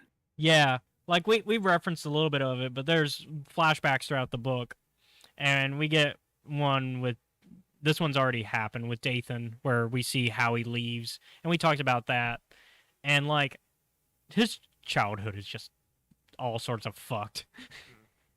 Doesn't have a name, just called the Abomination. And like he would be dead, except Palpatine decided, nah, he gets to live. But I'm not gonna explain why. Just in case, on the off chance, I might need spare parts. I think it was more than that. So I want to kind of throw my theory into the ring here. Of I think Palpatine knew that Dathan might eventually procreate. Oh. Well, they say as much in the Rise of Skywalker novelization. Yeah. So Palpatine was playing that big 3D chess. He was That's doing pretty that cool. that galaxy brain. And so he was like you'll stay alive because you'll give me somebody force sensitive. I just know it. And so just run the numbers. Yeah, meanwhile the other Sith Eternal cult members are like, why don't we just kill him? And so but yeah, so back to the present though. So Luke runs into Kiza, or Kaiza, as the audiobook says, Kaiza. And so the audiobook says Kiza. How does that Kiza as well? Because I almost mistakenly said Kira. I was like, wait, that's not right. It says Kiza. I can't remember. I was two speeding today, so I don't normally two speed, and so that might be throwing my hearing off on it. You just gotta get used to it. Yeah. I just You like can trust me. I just I- like I- li- I- yeah, I just like listening to Quit normal adding speed. vowels where there aren't vowels. I like Or- no, I'm just lengthening. Or when I was trying to finish the Fallen Star was the day or the day of or the day after it came out, and I was 3 speeding it before I went to bed, and it took a minute for my brain to adjust, but it did, and Yeah. then I just 3 speeded straight into pain. Yeah. I just like normal speed because they put so much effort into the music and sound effects and stuff, and I feel like, and I don't mean that to anybody who does go faster, but it feels disrespectful for all that hard work. Because I You read tr- along you- and listen as well. That's why I do you get it. sensitized to it though, because at 3x, I heard Anakin's betrayal. I feel all the emotions, and and, there's not less of an impact. Yeah. I think for me, as slow as they go with the reading portion, outside of like the special effects and the music, it just weirds me out and takes me out. I gotcha. How slow they go. Yeah. But yeah, so Luke has run off and he finds Kiza, he's like, wait a minute, you're not a Sith, but I also still there's a Sith here. There's a Sith in this room. Where is it at? Yeah. Also, Kiza pulls out the lightsaber. Whew. Yeah. The sickle lightsaber. And so we know that focusing lenses can also be modified. Well, I mean, we know that sabers can be modified to just be whips, so yeah, shapes aren't an issue now. Yeah, I guess shapes aren't really a true issue. I was trying to think of like how would a sickle work compared to like a whip, because a whip is a little more free motion though. But I guess a sickle could still work. The Genasan Arbor. Let's just say it's a whip, and then it's been refocused at a certain shape to where it doesn't just free roam. Yeah. But yeah, so they get into a little bit of a tiff. Just a scuffle. And during this little scuffle, Luke figures it out. He's like, "Wait a minute, that mask. That's the thing. That's the danger." And yeah, Panchar is giving orders while this fight's going on. He's like, "Oh, I hear you through the Force, I think." I do like the descriptions of like how people are seen through the Force. I believe it's described as like a vortex. For Yeah, this one. it's described as a vortex for I'm this. like, Yeah. That's one of the scary things I'll see in fiction about things that are evil. I don't like it when they're described like that. I'm like, that's another no-no. Yeah, Fucking don't go near that. if you're not described as like a normal tangible thing, and you're described as like this crazy thing like a vortex, yeah, that's not good. A force of nature is usually not a great way to describe a person. I mean, a force of nature can be good, but No, they can be. Vortexes are not Yeah, high up on that list. yeah. it is But the, so they get into their little thing, and I can't remember if it's here that she loses the, because my brain is kind of fried on that. I know she loses the Loses the lightsaber at some point. no, not here. Not here. It's the second fight. It's the second fight. Okay. So, but yeah, so Luke kind of they kind of like decide we'll deal with this later. Yeah, because there are 3 fights she loses in the Yeah. second one. Yeah. So they decide we'll deal with this later because Luke's like, this is too much. I need to. Fuck it, I'm leaving. Yeah, I can't do this here. It's too wild and insane. Yeah, too much information. Information overload. I can't take on an ancient Sith right now. No, thank you. Goodbye. And so, meanwhile, the droid crush is just blowing up and shooting things. Yeah. They're wild, whereas The actual jackass manager, whose name I just forgot. The who? the guy in charge of the station. Axamander. There we go. Oh, Whereas yeah, his yeah. are not as wild and crazy. Yeah, They're more disciplined, which is why they're going to win in the end. Yeah, so they take down most good chunk of they take down enough of them that they calm down the fight. And so that's about when Ochi shows up. By this time, Dathan and Mimir have already gone. Luke and Lando are leaving, and Ochi shows up. Yeah, look at this. Yeah, how's it going, Chaco? Chaco in the chat. Hello, Choco. And so, at this point, they kind of most people are leaving while Ochi's showing up, and Ochi comes over and he's like, "Why'd you destroy all my men? I told you they were coming." And Axamander's like, "Why'd you have them start shooting immediately? I was gonna give them to you." And so they get into Ochi knew what he was doing. Yeah. Well, and that's one of the things Axamander actually thinks about when he holds that when he finally lets Ochi hang up the call. He's like, Ochi's so inexperienced. This guy, he's so amateur. He's sending guys. You know that you should do this yourself. This is the type of job you do yourself.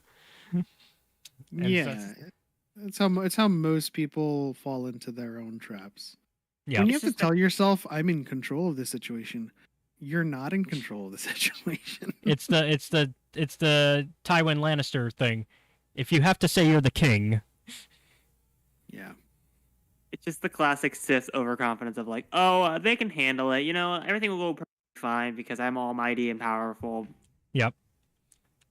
And so Ochi shows up. Yourself. Yeah, so Ochi shows up, and they argue, and it ends with, "Hey, I still got," and this is where Axamander fucks up.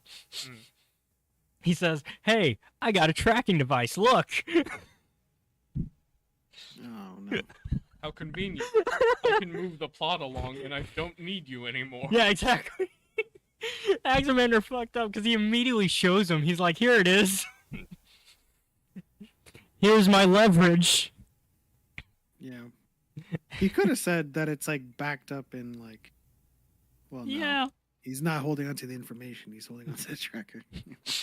He could have been like, "I don't know where they went," and then a couple hours later, he's like, "Oh, I think they're right here. Go over there and check. I don't know how I got this information. You figure that out." Yeah. Well, he couldn't just be holding onto it. He's like, "I have placed a tracker, And I will beacon somewhere safe." Yep. And you gotta leave. And you gotta leave, and I'll tell you where it is. And as long as you leave peacefully, I'll help you. And nope. Instead, he tells him immediately, "Hey, here's the tracking device, and He's like, and by the way, since I've been so helpful and you've been so rude, let's increase that price. And Ochi says, sure, we're going to increase the price. But again, Zargo thinks he's in control. And so Ochi stabs him, and Axamander gets to enjoy watching his blood be drank by a knife. He's like, well, that's weird. It looks like I'm not just bleeding, my blood is going into the knife. She gets a taste of it and starts getting addicted to it. Yeah, Oh, no. yeah. It seems I have died.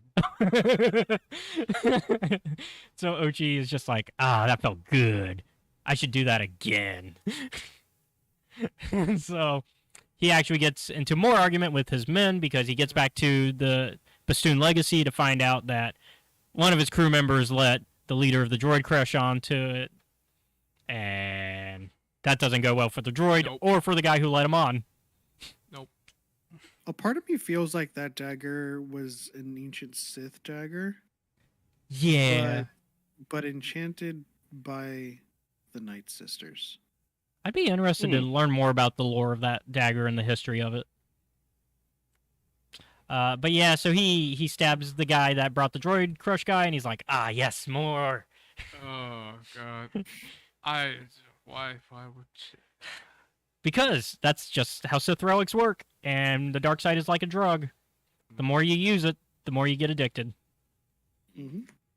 That is a thing in fiction and some, like, actual beliefs. Like, weapons that are used again and again to kill over time eventually become, like, sentient and have that drive to just go out and do it more and more and more.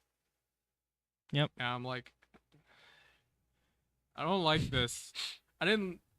You were kind of cool, Ochi. Yeah. Then you started beating droids. Then you started killing people for no reason. And then you just keep cementing yourself and making poor and poor decisions. Yeah, where by the end of this, we know where he's going, and we're just like, you deserve that. Yeah. But you also deserve so much worse. And so, like... but yeah, so he's like, okay, now I need new men. Oops. But also no droids. It's a wonder why he's able to, like, continue the way he is. Answering to the Sith Eternal, answering to Palpatine, and he's like, you're Ochi of Bastoon, you're the best. Finish this job. And then, like, what, 2 or 3 times? I need more men! It's that one more. Do this alone. I think for Ochi, it's that one more job mentality. Yeah. And so so he's just like, all right, I need men, and he's like you said, he starts begging to the Sith Eternal. He's like, give me more men. You've got to have somebody. And so they're like, okay, fine. Here's where you can find these guys. Yeah, you go talk to Steadfast. Yeah, go to the Steadfast. And then Ochi's like, all right, well, we have the tracking device. We'll go there first because it's not far. And if we can do this without getting more men, then we're good. But if we need more men, then cool, we got a backup plan. Yeah. Here's a weird thing. In terms of characterization, I like Steadfast in the fact that he fucking hates everybody. You know about Legion General Pride? Pride is so... He's like, man, if only these people were as competent as my former comrades. Yeah. They suck at everything. I love Pride in this book, and I also love the audiobook because, and I called it out on Twitter to the reader, for the narrator for this, Willem Demerit. I called it out and I was like, so this is just Jack Nicholson from A Few Good Men. Kyle Katarn also posted that, and he put a Photoshop of Jack Nicholson over Legion Pride, and it looks great. Yeah, and William actually said, yeah, that's where he pulled that from. He was like, I always wondered what it would be like for Jack Nicholson in the Star Wars universe, and so I made Pride that. And I was like, yes, I love it. So imagine just Jack Nicholson whenever Pride is talking. Where are all the Jedi and Sith? Ochi of Bastoon. What does that even mean? The fuck is a Here's bastoon? What's a Ochi. Whatever a bastoon is. Uh, I just imagine, like the. Now I'm thinking of Aladdin with Genie when he's doing the Jack Nicholson impression with the glass, the shades. But so let's not get too far ahead of ourselves. So Luke and Lando managed to catch up, kinda. yeah. The problem is Dathan and Mimir keep getting off track from them. Yeah. Yeah, it's tough. I think this entire book is just So them close. It's a- narrowly meeting. It's an American tale. It's an American tale. Everybody's crossing each other, but they're not like. They say Yeah. maybe about 3 sentences each time, and it's like, how the fuck are y'all gonna get anything done? Well, thank you for the alert, Cal. Yeah, get to it. It's a good book. That's the We were that's this close. that's we the were on the non-spoiler. verge of greatness. like the non-spoiler review is read it. It's good. That's I'm all you pretty need. sure to- he muted the audio. I think it's like, I'm not listening to this. I'll just get the playtime on started. Yeah, Mm. and so like, yeah, so it's and of course like going back a little bit, there's that point where Lando's like, hey, there's a Jedi here. They never run into Luke. Yeah, no, they never meet him. They never meet him. It's because Rey, because Dathan and Mimir are going to be with Rey most of the time. Yeah. Rey cannot see Luke. No. It's the Grievous and Anakin thing. They can't see each other.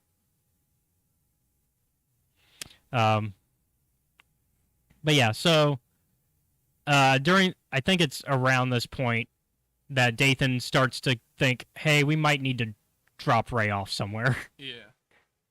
I'd say I would agree that this is the point where he starts to consider it. He hasn't said it out It loud. hasn't been entirely consolidated, but it's like, this just keeps getting worse. Also, we learned how much Dathan says sorry. Which, yeah, that's a sign of, dude, you had a toxic family and you were abused. Mhm. That much sorry is not good. I'd like Dathan Fillion to play Dathan. Oh my gosh. But yes, and so Mimir is trying to get him out of that because Mimir is a good, loving wife.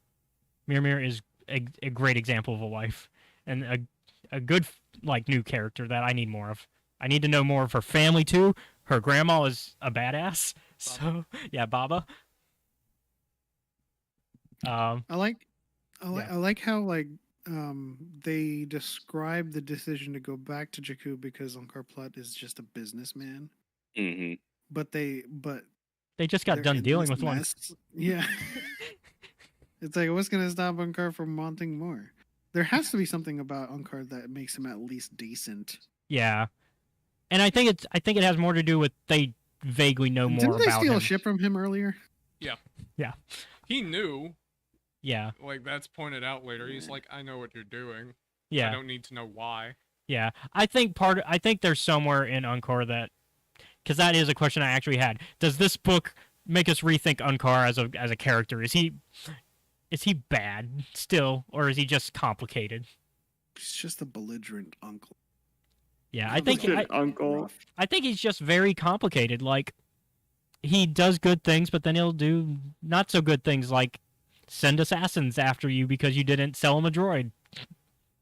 Well, Yeah. this was, in this particular instance, it was supposed to be what I would best describe as a temporary investment. No. Well, yeah, this was a temporary investment. This was not. I'm Because raising your Dathan daughter and forever. Mimir were supposed to come back, Yeah, this is. I'm not raising your child. and he tells them exactly what will happen, which we see at the beginning of episode 7. She's working to pay it off. Yeah. Yeah. So I guess complicated. He's a complicated man. Sure. But yeah. So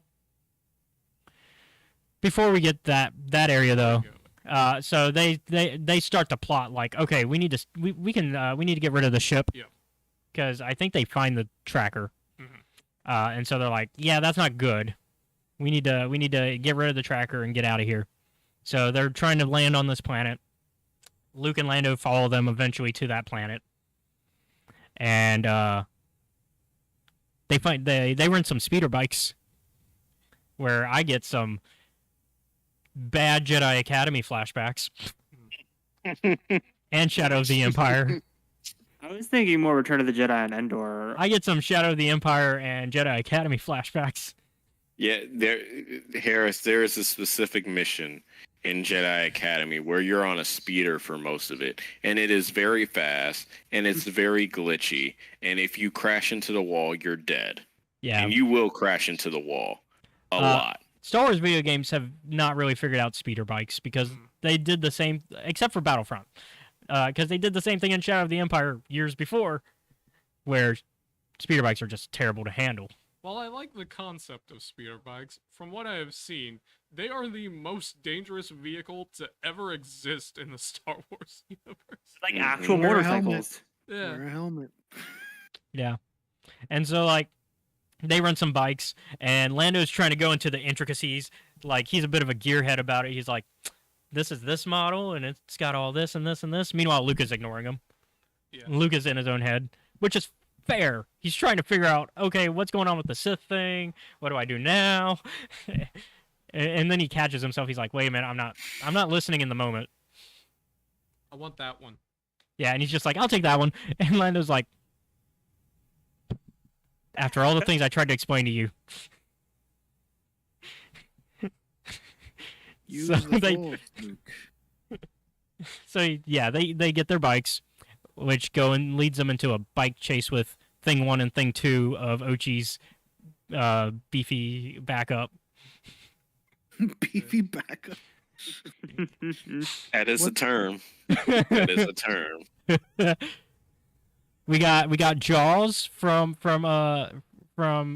James Bond, and then we got his brother. Mm.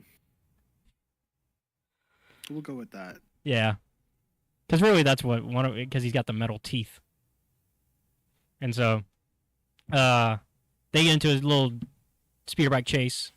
It's actually a pretty good sequence. Yeah. Meanwhile, Dathan and Mimir are getting rid of the device. Yeah. Meanwhile, Lando is trying to get down to the. Yeah, he's trying to get to them. He's Yeah, like, Lando's trying to Metal Gear Fails. into the ship. Fails. yeah, Fails miserably. and Ochi's like I'm just gonna let them do the work, but I'm gonna like try to, I guess Yeah. maybe help, but I'm gonna let them do the work. He's like, I'll just wait it out and see what happens. And so they manage to get that stuff off, and they're like, okay, now we can leave. And Lando's like, okay, get out of here. Yep. We'll meet somewhere else again. Yeah. I'll find you. Meanwhile, the backup crew is like, you know, Mr. Calrissian, sure would be a shame if something happened to you before you could, you know, make good on that promise. Yeah. And it's like, again, Yeah. fuck. But I'm pretty sure, yeah, so Luke manages to take out the backup. Meanwhile, he does try to save one guy at the end of it. Yeah, he's And like, my favorite thing is the reaction of, damn, I couldn't save him, I guess. it's a little more, so in the audiobook it's a little more thought-provoking. It's a little more like, you get Like, he tries. yeah, you get a I little, mean, like, it's not just, oh well. In the book, in the audiobook, it's a little more, well, that sucks, and now I'm a little bit depressed about it. Yeah. But in the reading it, it's a little harder to get it's that. just like, it sure did suck to be you in your final moments. But yeah, so Reality. But then again, I assume there's music and other stuff, and I don't have any of that because I'm just reading the book.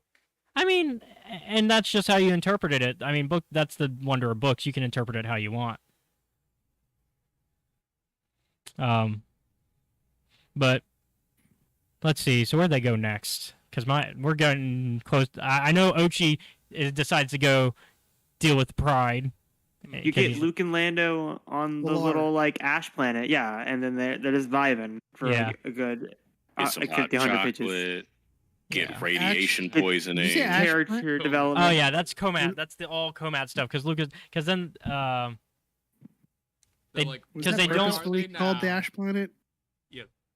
yes, Or because is they it don't. because Kako says that Comat's droid reminds him of Ash from Apex It's Legends? because Lando gives them the idea. Yeah. Oh, okay. No, Lucas Still because works. Luke's like, oh, they would know where they are because of ancient technology because they're able to track hyperdrives. Yeah. And they're like, and they call back to Rogue One with the whole like, yeah, this is why this is so sacred. Yeah. Because Lando kind of leads them to that conclusion. He's like, "Oh yeah, they do know how to do that. Because that's how they were doing it. Because that's how they were getting all their relics before. I know somebody to talk to about that." And Yeah. so they go to the very, very dangerous planet. And they reveal that the mask. It's here that they reveal that the mask belongs to X. Yeah, they reveal who the spirit is, and they Who's, also reveal who gave her the mask. Yup Tashu, fuck Yeah. you. I like Chaco's pronunciation. Yup Tashu. Yup Tashu. Bless you. But he was the viceroy of a planet long forgotten, and I'm speculating that is Korriban. Probably. Because we get a lot of Sith names in this. Because, I mean, we talked a little bit about, like, Sanguine and you know. Like Well, you it's guys and also- Revan. Yeah, we get So Revan. when they talk about Moraband and they say known in antiquity as Korriban, Yeah, it 'cause- kind of gives me that long forgotten. Yeah, because during the chit chat before they go to Comat, Lando talks about Momin from the Lando comic. Highly recommend. And also he appears in the Vader comic, but they talk about the events of the Lando comic, and so he's like, "Yeah, I ran into a mask that did something crazy like that." Oh boy, did you, Lando? And so they're like, I've seen masks like that, and so that's where Luke was like, "Oh yeah, that's a whole thing." And so, because basically, like you said, anything that's a relic, it can be augmented that way to where the Sith spirit can reside if they know how. Yeah. And so, Yup Tashu, who is he's one of those guys that follows Vader, that follows the Emperor around all the time in the purple cloaks. For those that need visual context, Purple?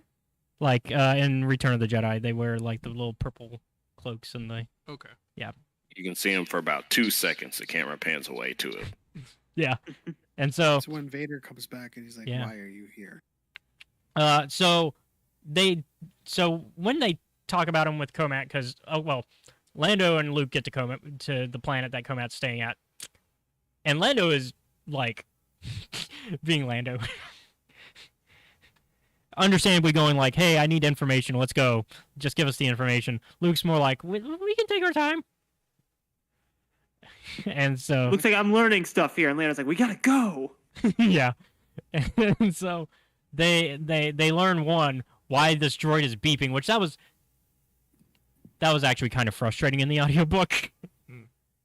Oh yeah, because you can just hear like for like 30 minutes straight. You're just like, what? Yeah, Just- no. So like that when the beeping starts, it starts in the audiobook. And then when they finally stop the beeping, that's when it stops in the audiobook. It's not like they could have like lowered the sound of it maybe, or even like let it stop for a minute and then remind us it's still going whenever they talk about it, but they chose to have it just run that whole time. I do love the also, by the way, this planet is like filled with radiation. If you guys don't get inside, you'll be dead within the hour. That's what that droid's beeping about. Yeah. For like 30 minutes, and it's like that feels like information you should say as soon as I get here. As a Geiger counter? I guess this one does. Mouse droids serve however. Histrionic radiation. Yeah, mouse droids serve however you make them serve. I ask a lot of questions. No, it's Droids fun. are just whatever. Yeah. I have a droid for making ratatouille. It's the General I mean, Grievous we droid from saw a Book of Boba droid. Fett. We saw a droid like that in Last Shot. Tried to murder Ben. Yeah. Would have saved the galaxy a lot of trouble if it did. But so Comat takes them inside. They discuss things, and that's when they reveal, hey, here's all this stuff that you need to know about my cult that I was a part of. Don't worry, Oh, yeah. not a member anymore. Working on it. Yeah, I'm bettering myself by not being a part of that, and I'm just staying out of the galaxy's way now. You guys didn't bring any trouble with you, did you? No? Okay, good. and so we learn about Yuptashu's death, which there are now two conflicting stories, but the author has come out and partially explained it. What was the partial explanation? Let me kind of so in Aftermath, Okay. Yuptashu is stabbed to death. All right. Did they confirm that? Oh yeah, it's a brutal death. They're just like Caesar style, gone. We don't like you. In this one, it's more of They imply that it's after the events of the Aftermath books that he dies, and so Adam Christopher came out and was like, "Oh, that's something that will be explained later." Oh, it's most likely like an Orn Free talk kind of thing. Yeah, he survived, and then if you read the Aftermath trilogy, it doesn't really affect you. But if you reach out as a Sith, it's kind of like, oh, it's okay. I guess he kind of survived. Yeah, which I Oh, feel no, like an unreliable narrator thing where someone thought this and yeah, which makes me think that maybe if he, depending on which maybe Adam might be delving more into it, and because I want more books from Adam Christopher after this one. I want more of his Star Wars. I'd like for Absolutely. an editor to maybe take care of the verbose nature of this. that book. that might be the one thing to kind of settle down. But other than that, I think It's kind of thick, you know. yeah, it's kind of thick. It's thick. Well, I mean, it's boy. not thick in the better ways. You know, Yeah. I think there are a lot of parts in this book where you're just like, can we just like move on? Like, Yeah. this is like 3 adjectives, a little bit too much. yeah, I was completely fine with it.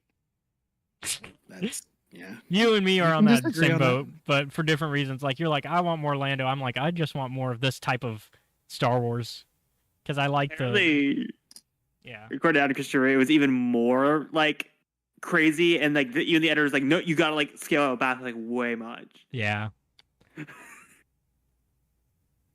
I don't think the words are the issue. I think the length is. I also think that this could have made like 2 entirely separate stories. You could probably, this could have been 2 books if you like, because there's more to explore probably, but But I do. I think it's understand fine where it why ended up. it is the way it is. I don't know if I would separate this into 2 stories. I think the story is largely tight. One narrative. I just think the prose gets a little bit long-winded. Okay. I gotcha. Kind of a James Luceno effect. Perfect analogy. But yeah, while they're meeting, Ochi is off getting recruits because he's like, I need more man. Again. No droids. This guy. That's kind of This how he guy sounds. does That's kind of not- how he sounds in the audiobook. I need Ochi more man. doesn't really provoke a sense of confidence. No. Yeah, no. And Pride immediately senses that too. He's like, you are not a leader in any way whatsoever.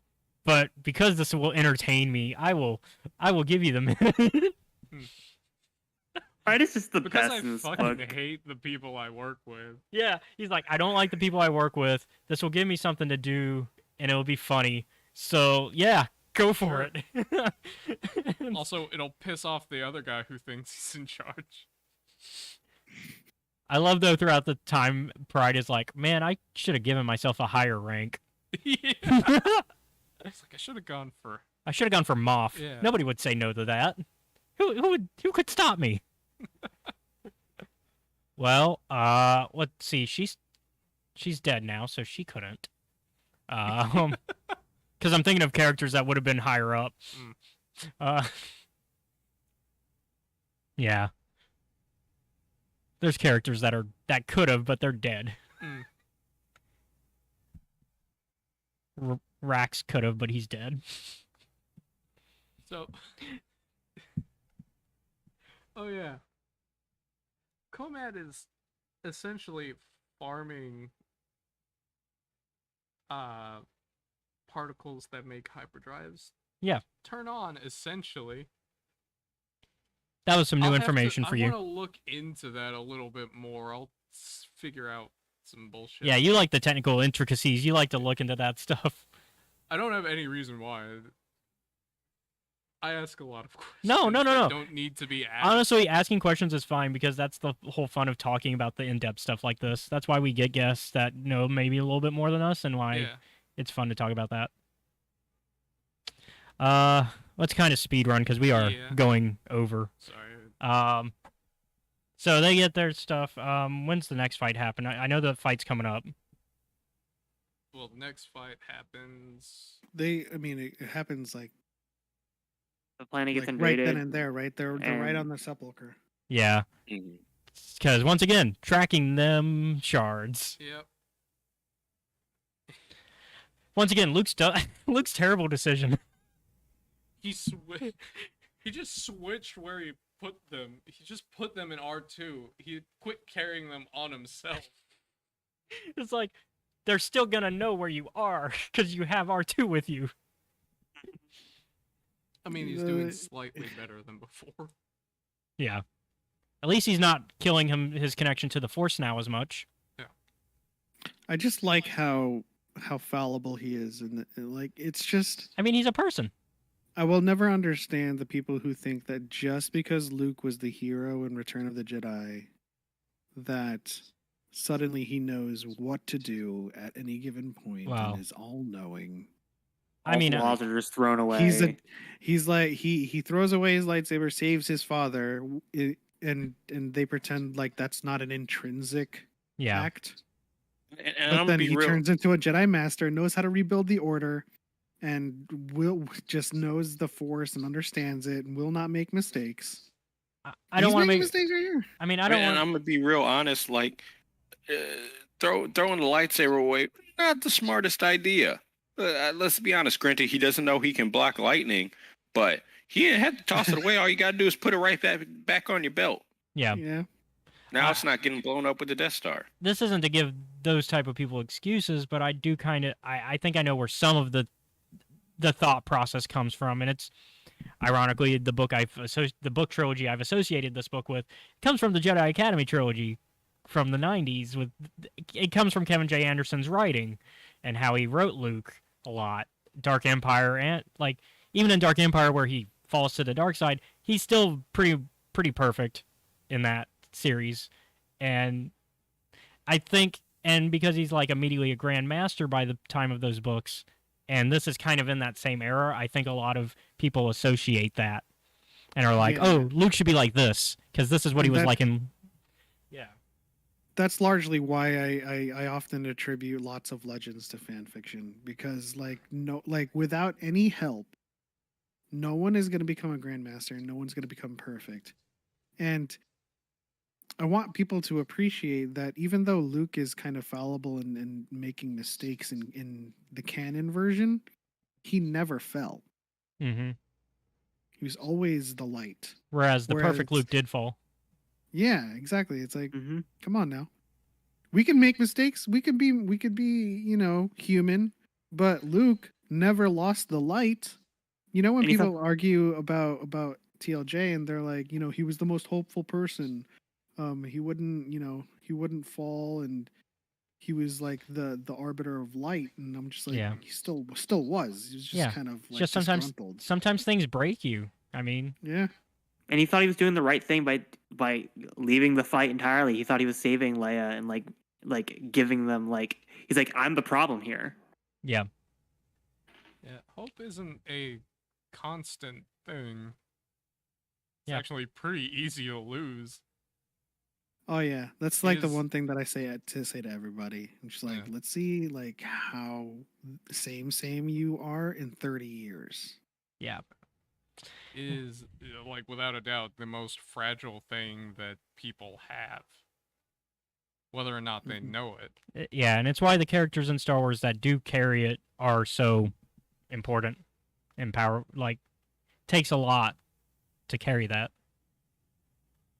And I kind of want to like emphasize that from now on, like the most important thing about Luke's journey is that he never fell. Yeah. Just like Obi-Wan. Yeah. So yeah, they fight again, and Again, so this is where Kiza loses the lightsaber. Mm-hmm. But it's You okay. get Duel of the Fates as well in the audiobook. Yes, and so They need new music. yeah.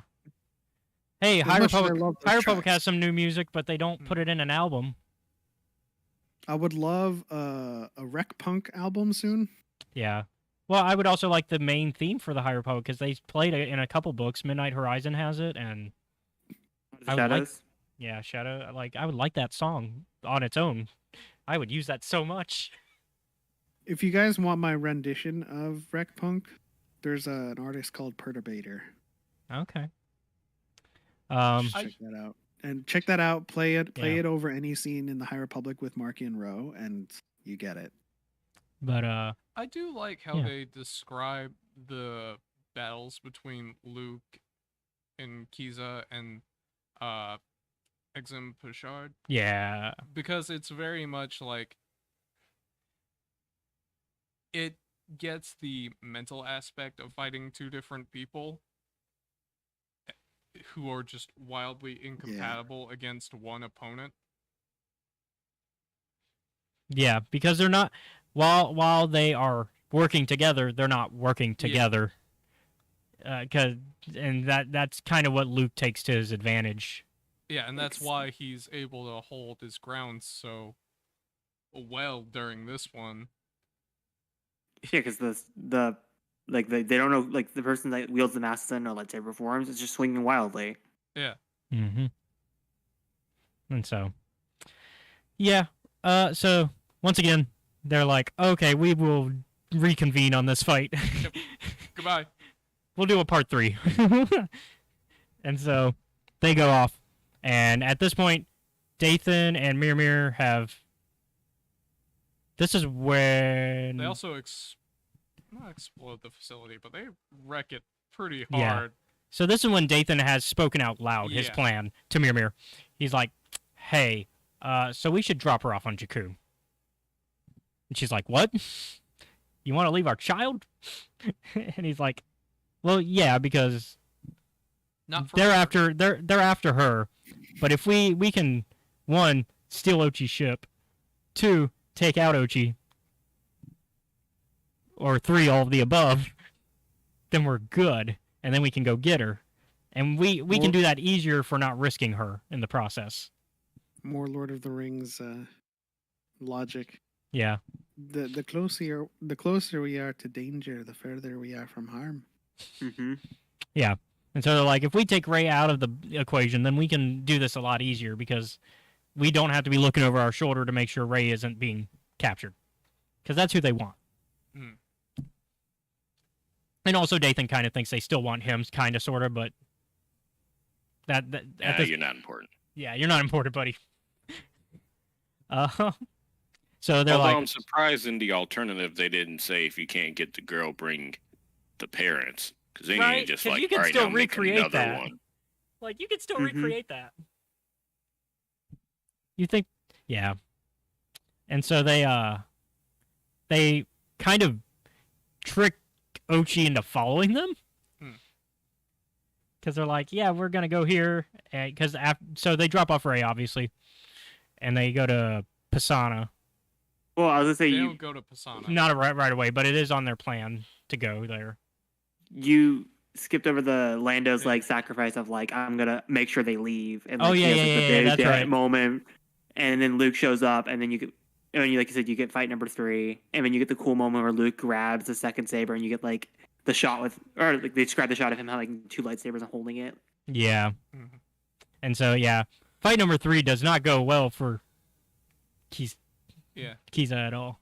It's like The mask tries to jump on Luke. Yeah. Also, all the crazy stuff. Yeah. That fight is just it's awesome and how just wild and chaotic it is. Yeah. Yeah. Okay.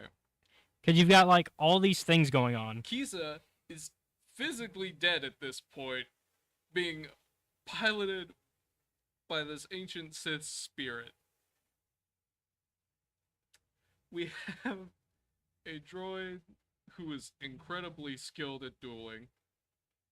We have Komat, who is now, like, reaffirmed her, I'm going to assume, sense of self, and, like, is not firmly, but working on the side of good. Yeah. And Luke fighting against that on this, like, planet of just ice, where there are two, like, little dragon serpents swimming underneath the water. Yeah. This is a ridiculous fight, and I love it. Because This is like a great fight that a really good like DM would come up with. Yeah. It's wonderful, and I like the conclusion.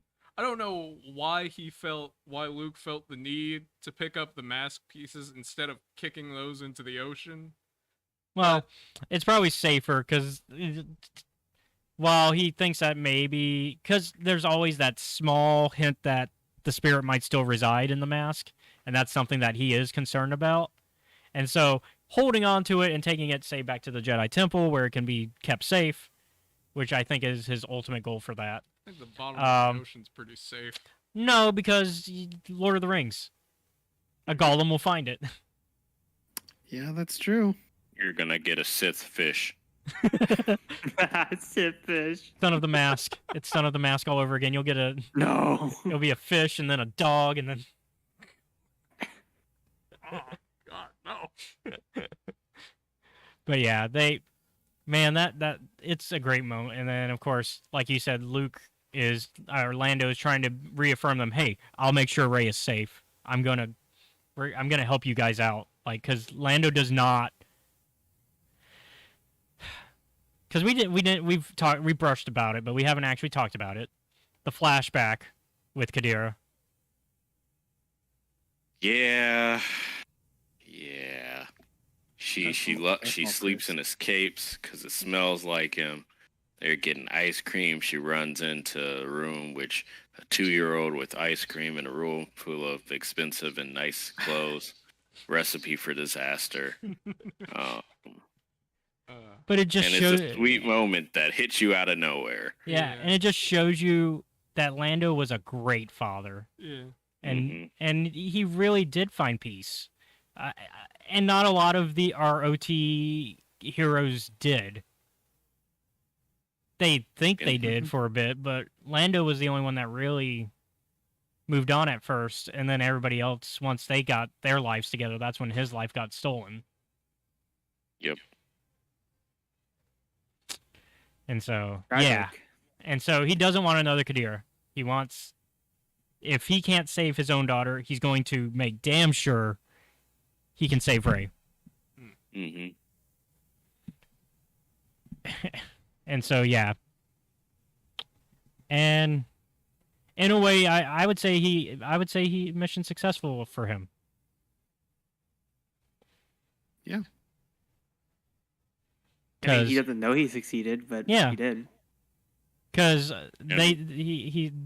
so they Rey gets sent off to Ankar Plut.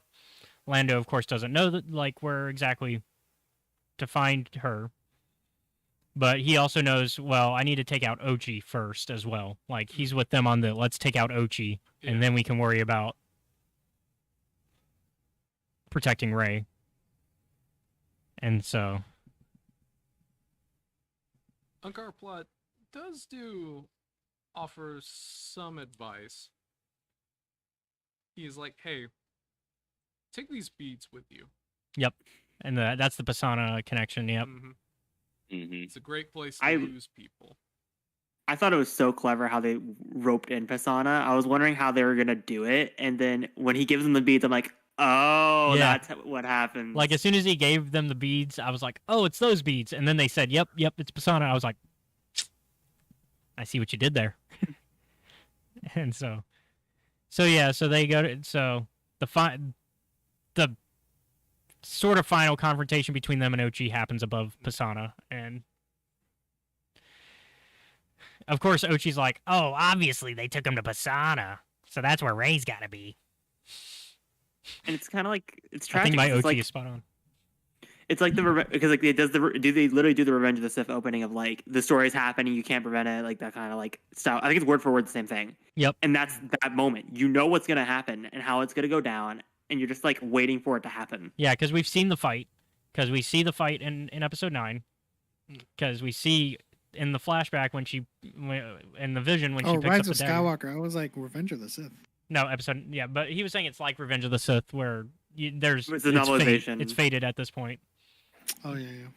And so, like in episode 9, we get the vision where we see the fight. So obviously, we know this fight happens, and then we get the fight where Ochi kills them, and then Ochi's like, "All right, she's obviously here. Let me go explore." She's not here. She's not on Jakku. Immediately falls into a sinkhole. I would like to point out, even if his fucking thing had been working, the dumbass has gotten so crazy. Yeah, because of the he's knife. Drinking coolant. Yep. Because he thinks it's booze. I'm like, you would die anyway. Yeah, you're gonna die anyway. This just speeds up the process. This is the bare minimum of what you kind of deserve. But yeah, so yeah, and then he falls into the sinkhole that we know, and I kind of feel like if they had pared down the prose in the middle of the book, they could have added some more around Ochi's fall. 'Cause yeah, I feel like it was glossed over. I feel like it was like, oh, he fell. yeah, And that was that. yeah, I feel like when we got to like after the big final fight, I felt like things slowed down, even with the fact that Ochi was chasing them, and it almost feels like it was about to end even without seeing what happened to Ochi. And then they're like, "No, we're gonna show it," but it's just it felt like the book had slowed down by that point. Yeah. It was more implied than anything. It wasn't like explicitly told. It was just like up and the dagger has corrupted him. Yeah. And so, yeah, so he dies in his hole, and Lando and Luke are unable to really find where they went, and they're like, "Well, that's okay. We'll keep. That's our mission, is to eventually figure out what happened to them, but we don't need to also dwell on it, because more than likely they're fine." Is really most of the like Luke is positive. Lando's a little more like, we're gonna keep an eye out. And then you get Oh, sorry, you go, Pep. Go ahead. I was saying, then you get the emotional ending with the Calrissian Chronicles. Yeah. Yeah. And that's why Lando is like on Pisana by the time of Rise, because he's all these clues have led him there, because he never stopped looking. Yeah, but then when it makes me think with the Rise of Skywalker, okay, then why wouldn't he go with them right away? And we see that it was, well, I really want to know when he learns that it was the First Order that took his daughter. Because he knows that in the Rise of Skywalker novelization. Yep. How does he figure that out? It's why I think there's more to this story to be told. I think there's a lot more to this story. I think there's a second book that there's no way that this is. I think Adam he's probably working on a second book. I bet he's already been. They've already been like, "Hey, you're contracted for another one." I think he's already. I have no doubt. I mean, this book has like sold numbers, like yeah, like so it's gonna get another book. Guaranteed. Yeah, well, it also sold numbers and answered a lot of our questions while still opening doors for a lot of questions that can still be resolved. No, I'm just thinking of like a what if situation where they didn't play with Rey's memory. Yeah. Like, who are you? Why are you here? In The Last Jedi, he's like, well, I was born in Mexico, and then Yeah. I was chased to Nightside, and then I went to, Yeah. and I think you were there. I saw you in the corner of the canopy. Yeah. God, man. And then Once Luke's again, like, communication. it's you. Once again, yeah. As much as I enjoy the book, like that is a nitpick I had, and Chris kind of explained it away like logically, but it was kind of I was like, how the hell did Luke not recognize her and put the pieces together? Like that was kind of weird, but like Chris explained it really well, and I'm like, yeah, that's a good point. Yeah. What did Chris say? Good question. What did I say? I know I said probably that they. I know I said they never ran into each other. Like they did the Grievous Anakin thing. Like they never see each other. And if Rey, Rey may have a presence in the Force, but if she's not actively seeking out like the midichlorian, like not opening the door as we like to describe for the midichlorians, then there's no reason for Luke to have censor, especially when Kiza's like right there being possessed by Exum Panchard. Yeah. And so I think it's a combination of all that. They never run into each other. I don't think she's definitely not actively using the Force, and even if Dathan and Mimir suspected she could use the Force, they would make sure to have her not use the Force, because that would definitely draw the attentions of Palpatine. And She does though. yeah, there's that one time, but Yeah, it's not a lot though. They're just playing with like. but they're definitely they're definitely doing their best probably to be like, Yeah. keep that to a minimum, because Palpatine will find you faster if you do that. And so that was Shadow of the Sith. It's a 8.5 or 9 out of 10 for me. So it's a long one. It's a big book. Big book. Not as big as Lesser Evil though. No. Lesser Evil is. That's why I'm waiting for that trade paperback, because it's taking up too much space on my shelf. I believe this is the next one, right? Yes, I'm waiting for my physical copy, but I am reading it. I'm enjoying what I am reading of it, though, but I will not say much more. As am I. For Princess and the Scoundrel. Yep, Princess and the Scoundrel's on my August. list. And so that's that book. So next week, unfortunate for Luke, he's gonna miss out. Dexter Jetster short story. Because they've been doing a really good job of doing their short stories in Insider, and they're doing better at republishing them. Like, I don't know who else. I think it was making the rounds on Twitter, but they're republishing all the High Republic ones into a single book. Yeah, it's on Amazon. It's the Starlight Beacon collection. Yeah, Starlight. Yeah, the Starlight. They were just called Starlight, and then subtitle whatever the short story was called. And there's a few that we haven't read yet, but we've done most of them. So that's next week. No guests next week. Trying to think what's coming up. I think our next guest is until Princess and Scoundrel at the moment. Although I am putting out feelers. I'm always putting out feelers. So thank you guys for joining us. Yeah. And let's go ahead and do some plugs. So we'll start with Element 7 and kind of go round, make the rounds of plugs, which they are on the YouTube. They're in the description box, but we can still say them out loud. Yeah, you can find me on TikTok, _element7__gang represent. Same thing on Twitter. You can find my YouTube channel, youtube.com/diet in the force, which we do have a show coming up at 5 p.m. Pacific today, in which we're doing a High Republic rewind. Our guests, as well as me and Chaco, have picked or have selected specific books and comics to talk about in the High Republic. And we're just going to revisit that stuff and show it some more love leading into Phase 2. But there's that. All right. There should be plenty of love for Ty Yorick. Yeah. Unfortunately, no one chose Monster Temple Peak. Which even Recount. Even yeah, Recount. he likes that Okay, too. okay. He likes it too. Which of course I upset him when I told him about the whole IDW Dark Horse thing, where we do not have a reprint coming for probably a while. Well, then hey, there's one just tune in. overseas. What's that? Isn't there one coming overseas in the UK at least? We're getting the Rebels magazine reprints, which we've been needing for a while. But we're not I getting. heard something about Volume 3. Yeah, but we're not getting the IDW Adventures. We're missing High Republic Adventures Volume 3 and Monster at Temple Peak.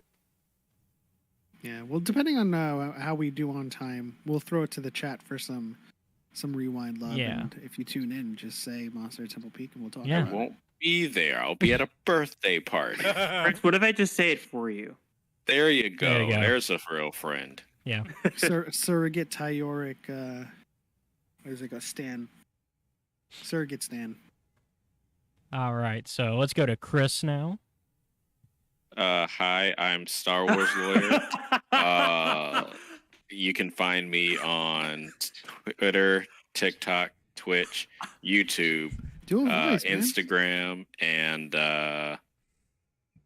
all Star Wars Lawyer. I also have a coffee where I am fundraising for an Empire Strikes Back Vader.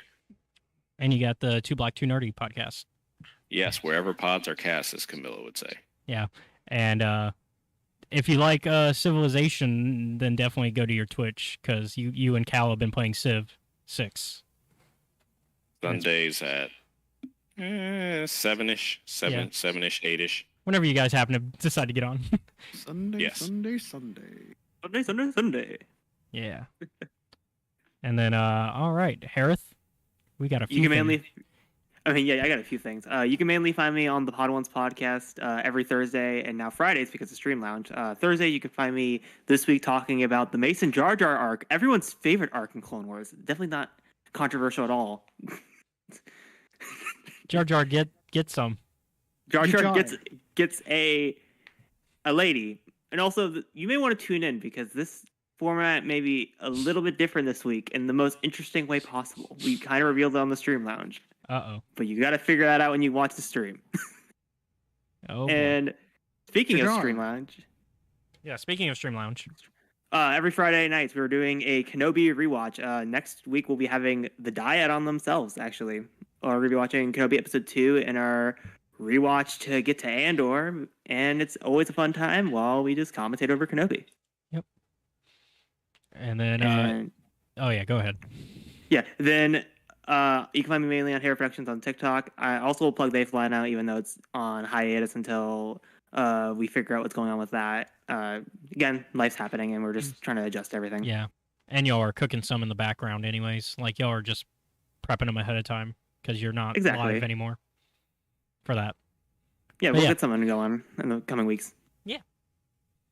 All right. Well, once again, thank you all for joining us. It was a fun time. Let's go ahead and do our plugs, and then we'll head out. So thank you, everybody, for watching.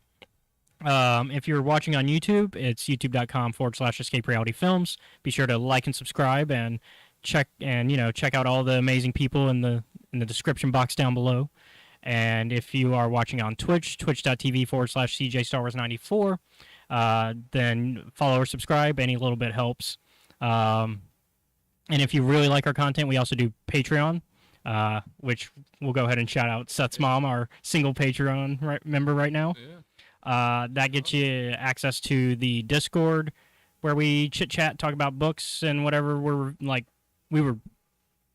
wasn't as much chit chat this week, No. but usually I we want to start doing like 100-page update. usually we talk about what we've read so far in the Escape Reality Star Wars Talk channel, and then there's other benefits. I'm trying to get movie nights going, and then also later tiers you get access to my novels that I've written, which you can also get on Amazon. Super Worlds is my sci-fi fantasy superhero book, kind of like Star Wars meets a Marvel film. And then you've got Time Ninja, which is a fantasy sci-fi time travel story set in like feudal Japan, not quite ancient. And you get a little bit of a Highlander with that kind of vibe, because Highlander is an inspiration for me. And Christopher Lambert to narrate that. Christopher Ramirez. Lambert, because he's French. Oh, Yeah. yeah. He got that. He got that weird T, silent T, and then there's a short story collection that's set in the Super World universe. It's Super Universe Coat Wars, and it's a little bit of short stories about the characters from Super World. So if you like those characters, you can delve back into them.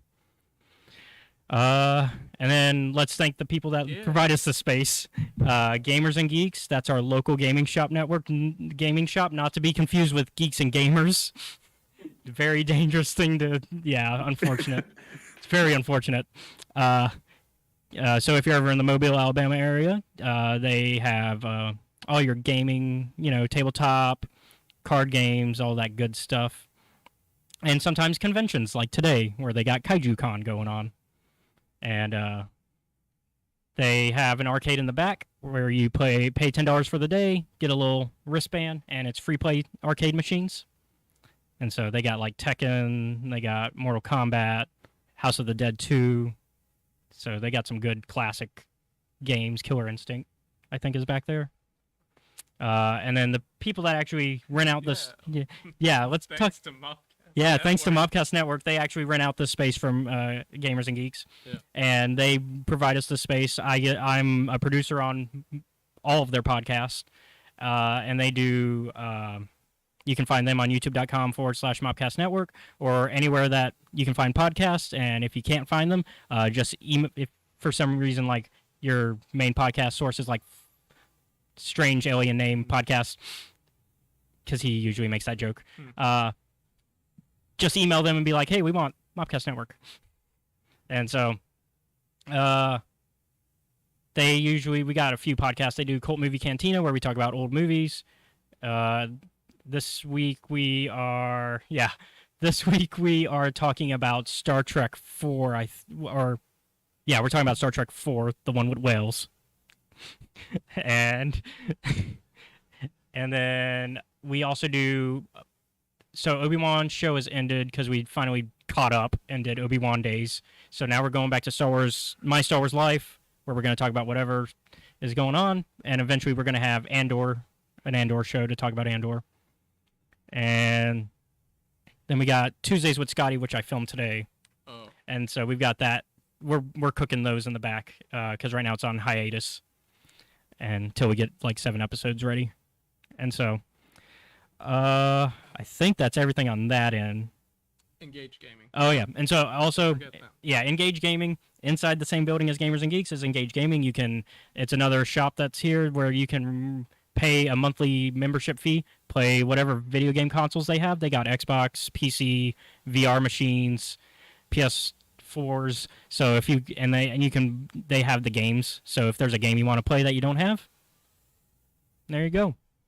Oh, and I forgot to say the name of the link for Patreon. Patreon.com/Escape Reality Films. Which in the diddly-doo box down below for YouTube, and it's on I think the link is on the Twitch page. So, all that good stuff. So, once again, thank you guys for hanging out with us. It was fun. Let's do this more often. And thank you guys for watching. All right. And I have spoken. I don't have anything to say.